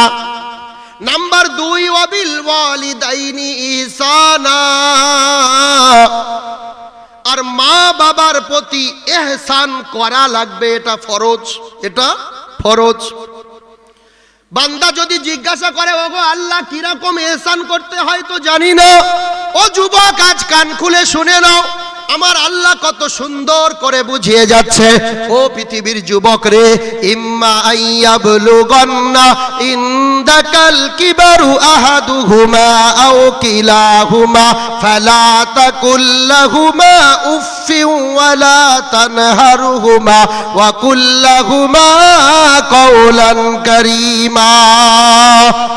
ও যুবক, তোদের বৃদ্ধা মা বাবা কিংবা উভয়ের মধ্যে থেকে কোনো একজনকে যদি বৃদ্ধা অবস্থায় তোমার সংসারে পাও, 2 জন না হলে 1 জন, ফালা তাকুল লাহুমা উফ, বিরক্তবোধ কোনো শব্দ বাবা মায়ের সামনে বলা যাবে না। সুবহানাল্লাহ বলেন। কি আদর্শ শেখাচ্ছেন আল্লাহ! মানে বাবা মায়ের প্রতি অসন্তুষ্ট হয়ে অনেক ছেলে বলে, উফ, আর পারলুম নি তোমার জ্বালায়। বলে কি বলে না? কথা বলেন না? আল্লাহ বলে, এই শব্দ বলা যাবে না। ওয়ালা তানহারুহুমা, মা বাপকে কোনোদিন তিরস্কৃত করা যাবে না, বলা যাবে না, আব্বা তোমার জ্বালায় আর পাচ্ছি না। ওয়ালা তানহারুহুমা, তাদেরকে ধমক দেয়া যাবে না, তাদেরকে তিরস্কৃত করা যাবে না। ওয়া কুল লাহুমা কাওলান কারীমা। মা বাপ যত মূর্খ হোক, যত বিদ্যা হোক, যত অশিক্ষিত হোক, তুমি সন্তান যত উঁচু শিক্ষিত হও, তোমার মা বাবার সামনে যখন তুমি কথা বলবে, তোমার মাথাটা নিচের দিকে নিচু করে কথা বলবে। এর নাম হলো ইসলাম। বলেন না? কি শেখাচ্ছেন আল্লাহ! মা বাবার সামনে চিল্লে কথা বলা যাবে না। একজন সাহাবা এসে বিশ্ব নবীকে বলছে, ইয়া রাসূলুল্লাহ, আমি আমার মা বাবার মায়ের হক আদায় করে ফেলেছি। রসুল বলে, কি করেছো?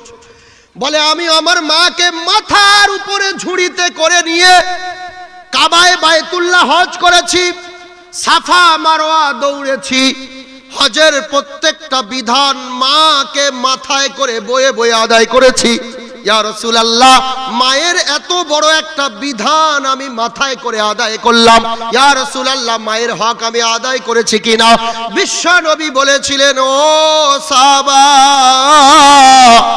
তোমার মায়ের হক তো দূরের কথা, তোমার মায়ের এক ফোঁটা দুধের হকও তুমি এখনো আদায় করো নাই।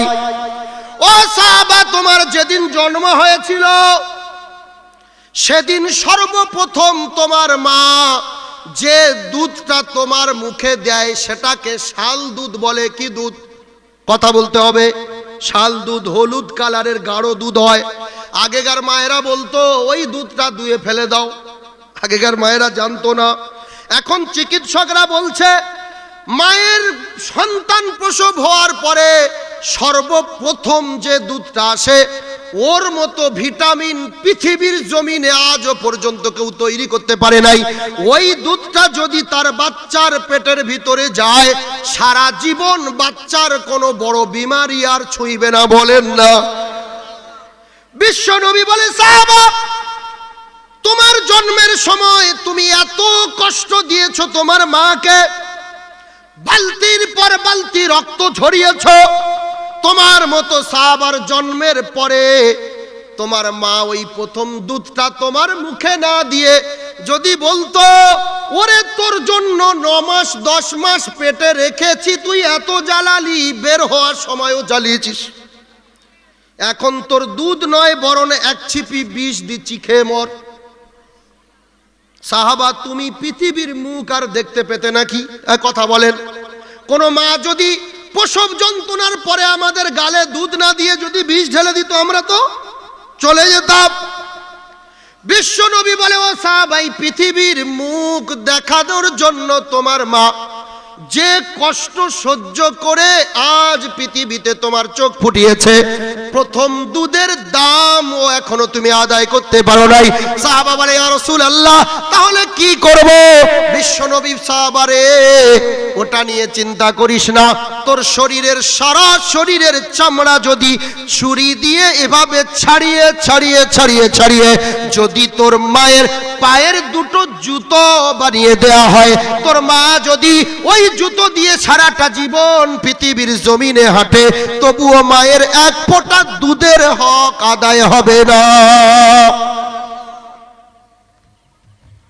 ও যুবক, তুমি সবে বরাতে যত কাঁদো, সবে কদরে যত কাঁদো, আর যত রোজা রাখো, কবুল নাই। আমার আল্লাহ কি সুন্দর করে বোঝাচ্ছে, ওয়াকফিজ লাহুমা জানাহাজ যুল্লি মিনার রহমা। হে যুবক, তোমার প্রতি আল্লাহ যে রহমত দিয়েছে, ইনকামের রহমত, এই রহমতের ডানাটা তোমার মা বাবার জন্য বিছিয়ে দাও। ওয়াকফিজ লাহুমা, ভালো করে শুনবেন কথাটা, ওয়াকফিজ লাহুমা জানাহাজ যুল্লি মিনার রহমা। এখানে আল্লাহ বলছে তোমার প্রতি আল্লাহ রহমতের যে ডানা দিয়েছে ওই ডানাটা মা বাবার জন্য বিছিয়ে দাও। মানুষের ডানা থাকে নাকি? আছে? নাই। ডানা থাকে মুরগির, হাঁসের। মুরগি হাঁসের যে ডানা আছে ওই ডানাগুলো এইভাবে খেলাতে পারে, আবার বন্ধ করতে পারে, ঠিক না? আবার এরোপ্লেন, উড়োজাহাজের ডানা সবসময় এরকম হয়ে থাকে, ও মালার শুধু খেলানো থাকে, এটা বন্ধ হয় না। এখানে আল্লাহ বললে ওয়াকফিজ লাহুমা জানাহাজ যুল্লি মিনার রহমা, তোমার এই রহমতের ডানাটা বিস্তার করে আবার তুমি বন্ধ করে নাও তোমার মা বাবার জন্য। তার মানে কিছুক্ষণের জন্য মুরগি হাঁসের ডানাটা আল্লাহ ধার নিয়েছে মানুষ, যুবকদের জন্য।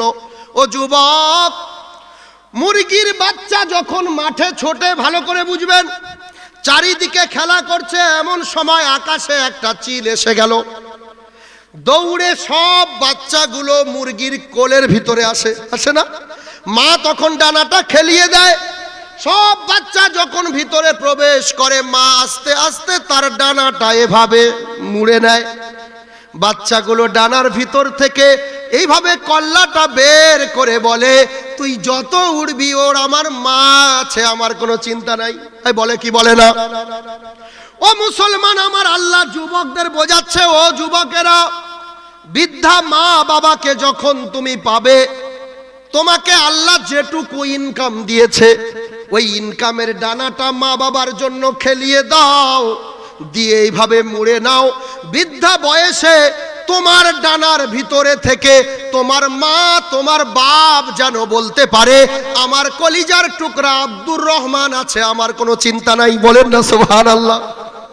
ও মুসলমান, তোমার প্রতি ভরসা করে তোমার ডানার ভিতরে যে মা বাপের থাকার কথা, সেই মা বাপ ঘরের কোণে বসে বসে আল্লাহর কাছে হাত তুলে বলছে, আল্লাহ গো, চারটে বেটা না পয়দা করে যদি খাসি পালতাম, কুরবানির সময় ভালো দামে বিক্রি হতো। এই বলে কি বলে না? কত মা এরকম কাঁদছে, চারটে বেটার মা হয়ে আজকের ভাত পাই না। আমার মনে হয় খোদার কসম এটার জন্য কোনো সন্তান দায়ী নয়, তাদের কানের ডাক্তাররা দায়ী। কারণ কোন ছেলে এরকম স্বপ্ন দেখে না, বড় হলে মা বাপকে দূরে ঠেলে দেবো। এ ভাই, এরকম কোন ছেলের স্বপ্ন আছে? আমার মনে হয় নাই। কিন্তু যখন বিয়ে হয়ে যায়, কানের ডাক্তার এসে এমন ইনজেকশন দেয়, কিছুদিন পরে বলে, মা তোমাকে বৃদ্ধাশ্রমে যেতে হবে, আর পাচ্ছি না। এদিকে ইসলাম বলছে একটা নারীর জন্য, একজন নারীর জন্য জান্নাতের 8টি দরজা খুলে দেয়া হবে। কটা বললাম? যদি সে 4টি কাজ করতে পারে। কটা কাজ?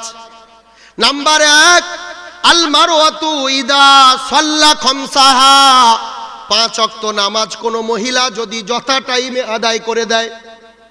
ওয়া সাওমা শাহরাহা, রমজান মাসে রোজা যদি যথা টাইমে করতে পারে, তার জন্য আমার আল্লাহ জান্নাতের 8টি দরজা খুলে দেবে। ওয়াইতাত বালাহা, স্বামীর অনুগত্য স্বীকার করে যদি কোনো মা চলে, স্বামীর অনুগত্য। স্বামীর অনুগত্য বলতে স্বামীর অনুগত্যের অনেক ব্যাখ্যা হয়। নাম্বার 1, স্বামী যখন কাজ থেকে ফিরবে তখন স্ত্রীর দায়িত্ব হলো নিজের যত দামি কাজ থাক না কেন সব কাজ ফেলে দিয়ে স্বামীর ডাকে সাড়া দেয়া, একে বলে অনুগত্য। নাম্বার 2, স্বামী যেটাতে খুশি হবে তোমাকে সেটাতেই খুশি হওয়া লাগবে। কথা বুঝে এসছে? বলেন। স্বামী যদি একটা 200 টাকা দামের শাড়ি এনে দেয়, তোমার না খুশি হওয়ার কারণ নাই। স্বামী বলে, এটাই আমার পছন্দ তোমার জন্য, ওটাই তোমার জন্য পছন্দ হওয়া লাগবে। এই দিক দিয়ে যদি চিন্তা করেন, কোন স্বামী বিয়ের আগে চিন্তা করে নাই বাম্মার থেকে দূরে থাকবো? কথা বলেন, কেউ চিন্তা করে? স্বামী যদি চায় আমার মা বাপ আমার সাথে থাকুক, তাহলে আপনাকেও ওই শ্বশুর শাশুড়ির খেদমতে খুশি হওয়া লাগবে, তবেই আপনার জন্য জান্নাতের 8টা দরজা খোলা দেয়া হবে। বলেন না সুবহানাল্লাহ। ও মায়েরা, বোনেরা, দুনিয়ার জমিনে যদি একটু স্বামীর সন্তুষ্টি আপনি পেতে পারেন, বিশ্ব নবী বলেছেন, কোন মহিলার কবর হওয়ার পরে তার স্বামী যদি কবরে মাথার দ্বারে দাঁড়িয়ে 1 ফোঁটা চোখের পানি ছেড়ে আল্লাহর কাছে হাতটা তুলে বলে, ওগো আল্লাহ, যতদিন বিয়ে হয়েছে আমার স্ত্রী আমার যথাযথ হক আদায় করেছে, ওগো আল্লাহ, আমি আমার স্ত্রীর প্রতি খুশি, আপনি আমার স্ত্রীর প্রতি খুশি হয়ে যান, আর আমার স্ত্রীকে সব গুনাহ মাফ করে আপনি কবরের আযাব মাফ করে দেন। ওই স্বামীর চোখের পানি মাটিতে পড়ার আগে আমার আল্লাহ তার স্ত্রীর কবরের আযাব মাফ করে দেয়। বলেন না। বিশ্ব নবীর বিবি হযরতে খাদিজা মৃত্যু শয্যায় শায়িত, বিশ্ব নবীর কোলের উপরে মাথা দিয়ে শুয়ে আছেন। অন্তিম সময় মৃত্যু যন্ত্রণা, খাদিজার কপাল থেকে দরদর করে ঘাম ঝরছে। বিশ্ব নবী বলে, খাদিজা রে, তোমার খুব কষ্ট হচ্ছে নাকি? খাদিজা বলেছিলেন, ইয়া রাসূলুল্লাহ, পৃথিবীর সর্বশ্রেষ্ঠ সব থেকে দামি বালিশের উপরে মাথা দিয়ে শুয়ে আছে। মরণের কষ্ট আমার কাছে কিছু নয়, কারণ এমন দামি বালিশে মাথা দিয়ে শুয়ে আছি, এই বালিশে এত আরাম, কোনো কষ্ট আমার অনুভূতি হচ্ছে না। বলেন না। হযরতে খাদিজা বিশ্ব নবীকে বলেছিলেন, ইয়া রাসূলুল্লাহ, আমি মারা যাওয়ার পরে একটা আবেদন, ইয়া রাসূলুল্লাহ, আমি খাদিজা আপনার ছাড়া কোনোদিন বিছানায় ঘুমাই নাই। আজ এই কবরে অন্ধকার ঘরে আমি খাদিজা একাকী করে থাকব। একাকী ঘরে মুনকার নাকির এসে কি প্রশ্ন করে আমি কি উত্তর দেব?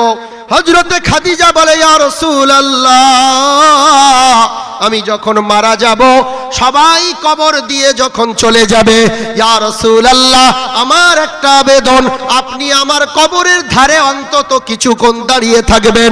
আপনি যদি দাঁড়িয়ে থাকেন, মুনকার নাকির এসে যখন প্রশ্ন করবে, তখন আপনার দিকে তাকিয়ে আমি খাদিজা আমার কবরের আযাবটা, আমার কবরের প্রশ্নটা আসান করে দেবে। বলেন না সুবহানাল্লাহ।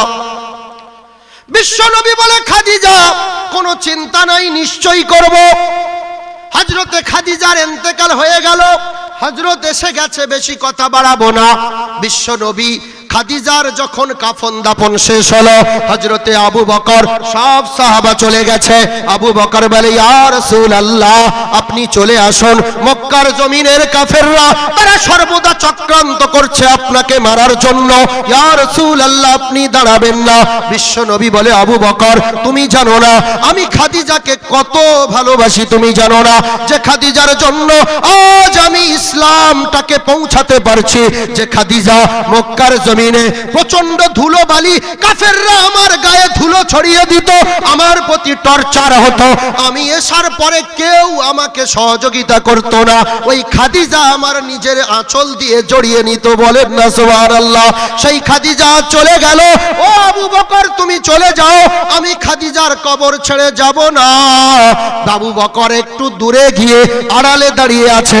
বিশ্বনবী খাদিজার কবর দেওয়ার পরে কবরে মাথার ধারে একবার যায়, পায়ের দিকে একবার যায়, আবার মাথার দিকে আসে, আবার পায়ের দিকে যায়, যেন বিশ্বনবী কোনো দামি জিনিস হারিয়ে ফেলে খুঁজছে। সুবহানাল্লাহ বলবেন। আমার আল্লাহ জিবরিলকে বলে, জিবরিল, তুমি এই মুহূর্তে গিয়ে আমার হাবিবকে বলো, হাবিব কেন এত পেরেশানে আছে? জিবরিল এসে বলে, আসসালামু আলাইকা ইয়া হাবিবাল্লাহ, ইয়া রাসূলুল্লাহ, খাদিজার তো কবর হয়ে গেছে, আপনি কবরের আশেপাশে কি খোঁজাখুঁজি করছেন? কেন দাঁড়িয়ে আছেন? বিশ্বনবী বলে, ও ভাই জিবরিল, তুমি জানো না আমি খাদিজাকে কত ভালোবাসি। খাদিজাকে আমি অনেক ভালোবাসি, যে খাদিজা আমার জন্য হেরা গুহাতে আমি নবী ধ্যানে বসে থাকতাম, পাহাড় ঘষতে ঘষতে ওই খাদিজা শরীরের আঁচড় খেয়েও আমি নবী আমার জন্য খাবার পৌঁছে দিত। ওই খাদিজা আমার দুঃখের দিনের বিবি। হে জিবরিল, ওই খাদিজাকে ছেড়ে আমি কি করে যাই? বিশ্বনবী বলে, আমার খাদিজা বলেছে, যদি আপনি একটু কবরের পাশে থাকেন, ইয়া রাসূলুল্লাহ, মুনকার নাকির আসার পরে অন্তত আপনাকে দেখে আমার সাহস হবে, আমি অন্তত উত্তর দিতে পারবো। হযরতে জিবরিল বলে, ইয়া রাসূলুল্লাহ, আপনি খাদিজাকে যত না ভালোবাসেন, তার থেকে বেশি ভালোবাসে আমার আল্লাহ। বলেন না। আমার আল্লাহ বলে দিয়েছেন, আমার হাবিবকে ঘরে যেতে বলো, যদি খাদিজা কবরে শুয়ে শুয়ে মুনকার নাকিরের প্রশ্নের উত্তর না দিতে পারে, আমার আল্লাহ আরশের মহল্লায় বসে বসে খাদিজার উত্তর দিয়ে দেবে। আমার বলার উদ্দেশ্য ওটা নয়। বিশ্ব নবী বলেছেন, যদি স্বামী অন্তত স্ত্রীর মাথার ধারে দাঁড়িয়ে এক ফোঁটা চোখের পানি ফেলে, সেই স্ত্রীর কবরের আযাব আল্লাহ মাফ করে দেয়। কিন্তু সেই রকম স্ত্রী কোথায় পাবেন যে তার স্বামীর মনের হক আদায় করবে? এখনকার স্বামীদের বউ মরলে কত তাড়াতাড়ি আগে চলে আসতে পারলে বাঁচে। বুঝতে পারছেন না? সবাই কবরে দাঁড়িয়ে আছে, বলে ওর বউ মরে গেছে, খুব টেনশন, ওকে আগে নিয়ে ঘরে যা। ও ভাবছে তাড়াতাড়ি গিয়ে মাসখানেক খালি না যেতে যেতে আর একটা তো নিয়ে আসবো, আমার কোনো চিন্তা নেই। এজন্য মায়েদেরকে বলবো, স্বামীর ইতাআত যদি করতে হয় এমন করুন যাতে অন্তত স্বামী আপনার জন্য একটু দোয়া করবে। কথা বুঝে আসছে না? আমার পূর্বের হযরত বলে গেলেন যে অন্তত একটা সন্তান কেউ একজন ঘরে থাকলে অন্তত কিছু হোক না হোক আমার জানাজাটা পড়বে। খোদার কসম, কি জানেন, মৌলী সাহেবকে দিয়ে জানাজা পড়ানো মানে অন্যের দিয়ে পিঠ চুলকানো। কি চুলকানো? কথা বলতে হবে, কি চুলকানো? দেখবেন পিঠের যে জায়গাটা চুলকায়, দেখা যদি না পাওয়া যায়, কাউকে যদি বলা যায় ভাই একটু চুলকে দে না রে পিঠটা, সে যেখানে চুলকাচ্ছে তার পাশে খালি চুলকাবে। আরে ওখানে না একটু ডান দিকে দে, আবার দেখবেন সেই জায়গা বাদ দিকে ডান দিকে এত দূর সরে গেছে। আরে ওখানে না একটু নিচের দিকে, সে দেখবেন আরো নিচে চলে গেছে, মেন জায়গায় আর হচ্ছে না। এই পরের দিয়ে চুলকালে যেমন শান্তি হয় না, ভাড়া করা মানুষকে দিয়ে জানাজা পড়লে ওই রকম শান্তি হয় না। তো পরের দিয়ে পিঠ চুলকে সেই যখন আরাম নাই, অন্তত এই একটা মাদ্রাসা গড়েছেন, একটা সন্তানকে কোরআনওয়ালা বানান, অন্তত কিছু হোক না হোক ঠিক জায়গায় চুলকাবে। অন্তত জানাজায় দাঁড়িয়ে সত্যিকারের চোখের পানি ফেলে বলবে, আল্লাহ রাব্বির হামহুমা কামা রাব্বায়ানা সগীরা। ওগো আল্লাহ, আমার ওই বাপ মা শিশুকাল থেকে আমার প্রতি রহম করে করম করে বড় আদর দিয়ে, না খেয়ে না দিয়ে না ঘুমিয়ে আমাকে মানুষ করেছিল, আজ 3.5 হাত কবরে যাচ্ছে। ওগো আল্লাহ, আমি সন্তান হয়ে বলছি আমার বাবা মায়ের কবরে আপনি রহমত বর্ষণ করুন। আল্লাহ রসুল বলেছে, সন্তানের দোয়া কারেন্টের সুইচ মারলে যেমন সঙ্গে সঙ্গে বাতি জ্বলে যায়, সন্তান হাত তুললে ওই রকম কারেন্টের মতো কবুল হয়ে যায়। বলেন না সুবহানাল্লাহ? এজন্য এই দুর্গাপুরের যুবক মুরব্বীদের বলবো, একটা সন্তান অন্তত কোরআন বানাবো, কলা বানাবো ইনশাআল্লাহ। আমার পরে আজকের এই মাহফিলের মধ্যমণি প্রধান অতিথি হযরত এসে গেছেন, তানাকে বসিয়ে রেখে কথা বলাটাই বেয়াদবি হচ্ছে। আমি অনুরোধ করব, কেউ আমরা উঠবো না, যে যেখানে আছি সবাই ধীরে ধীরে চলে আসি। বড় মূল্যবান কথা হবে, মনোযোগ দিয়ে শুনবো এবং আমলের নিয়তে শুনবো ইনশাআল্লাহ।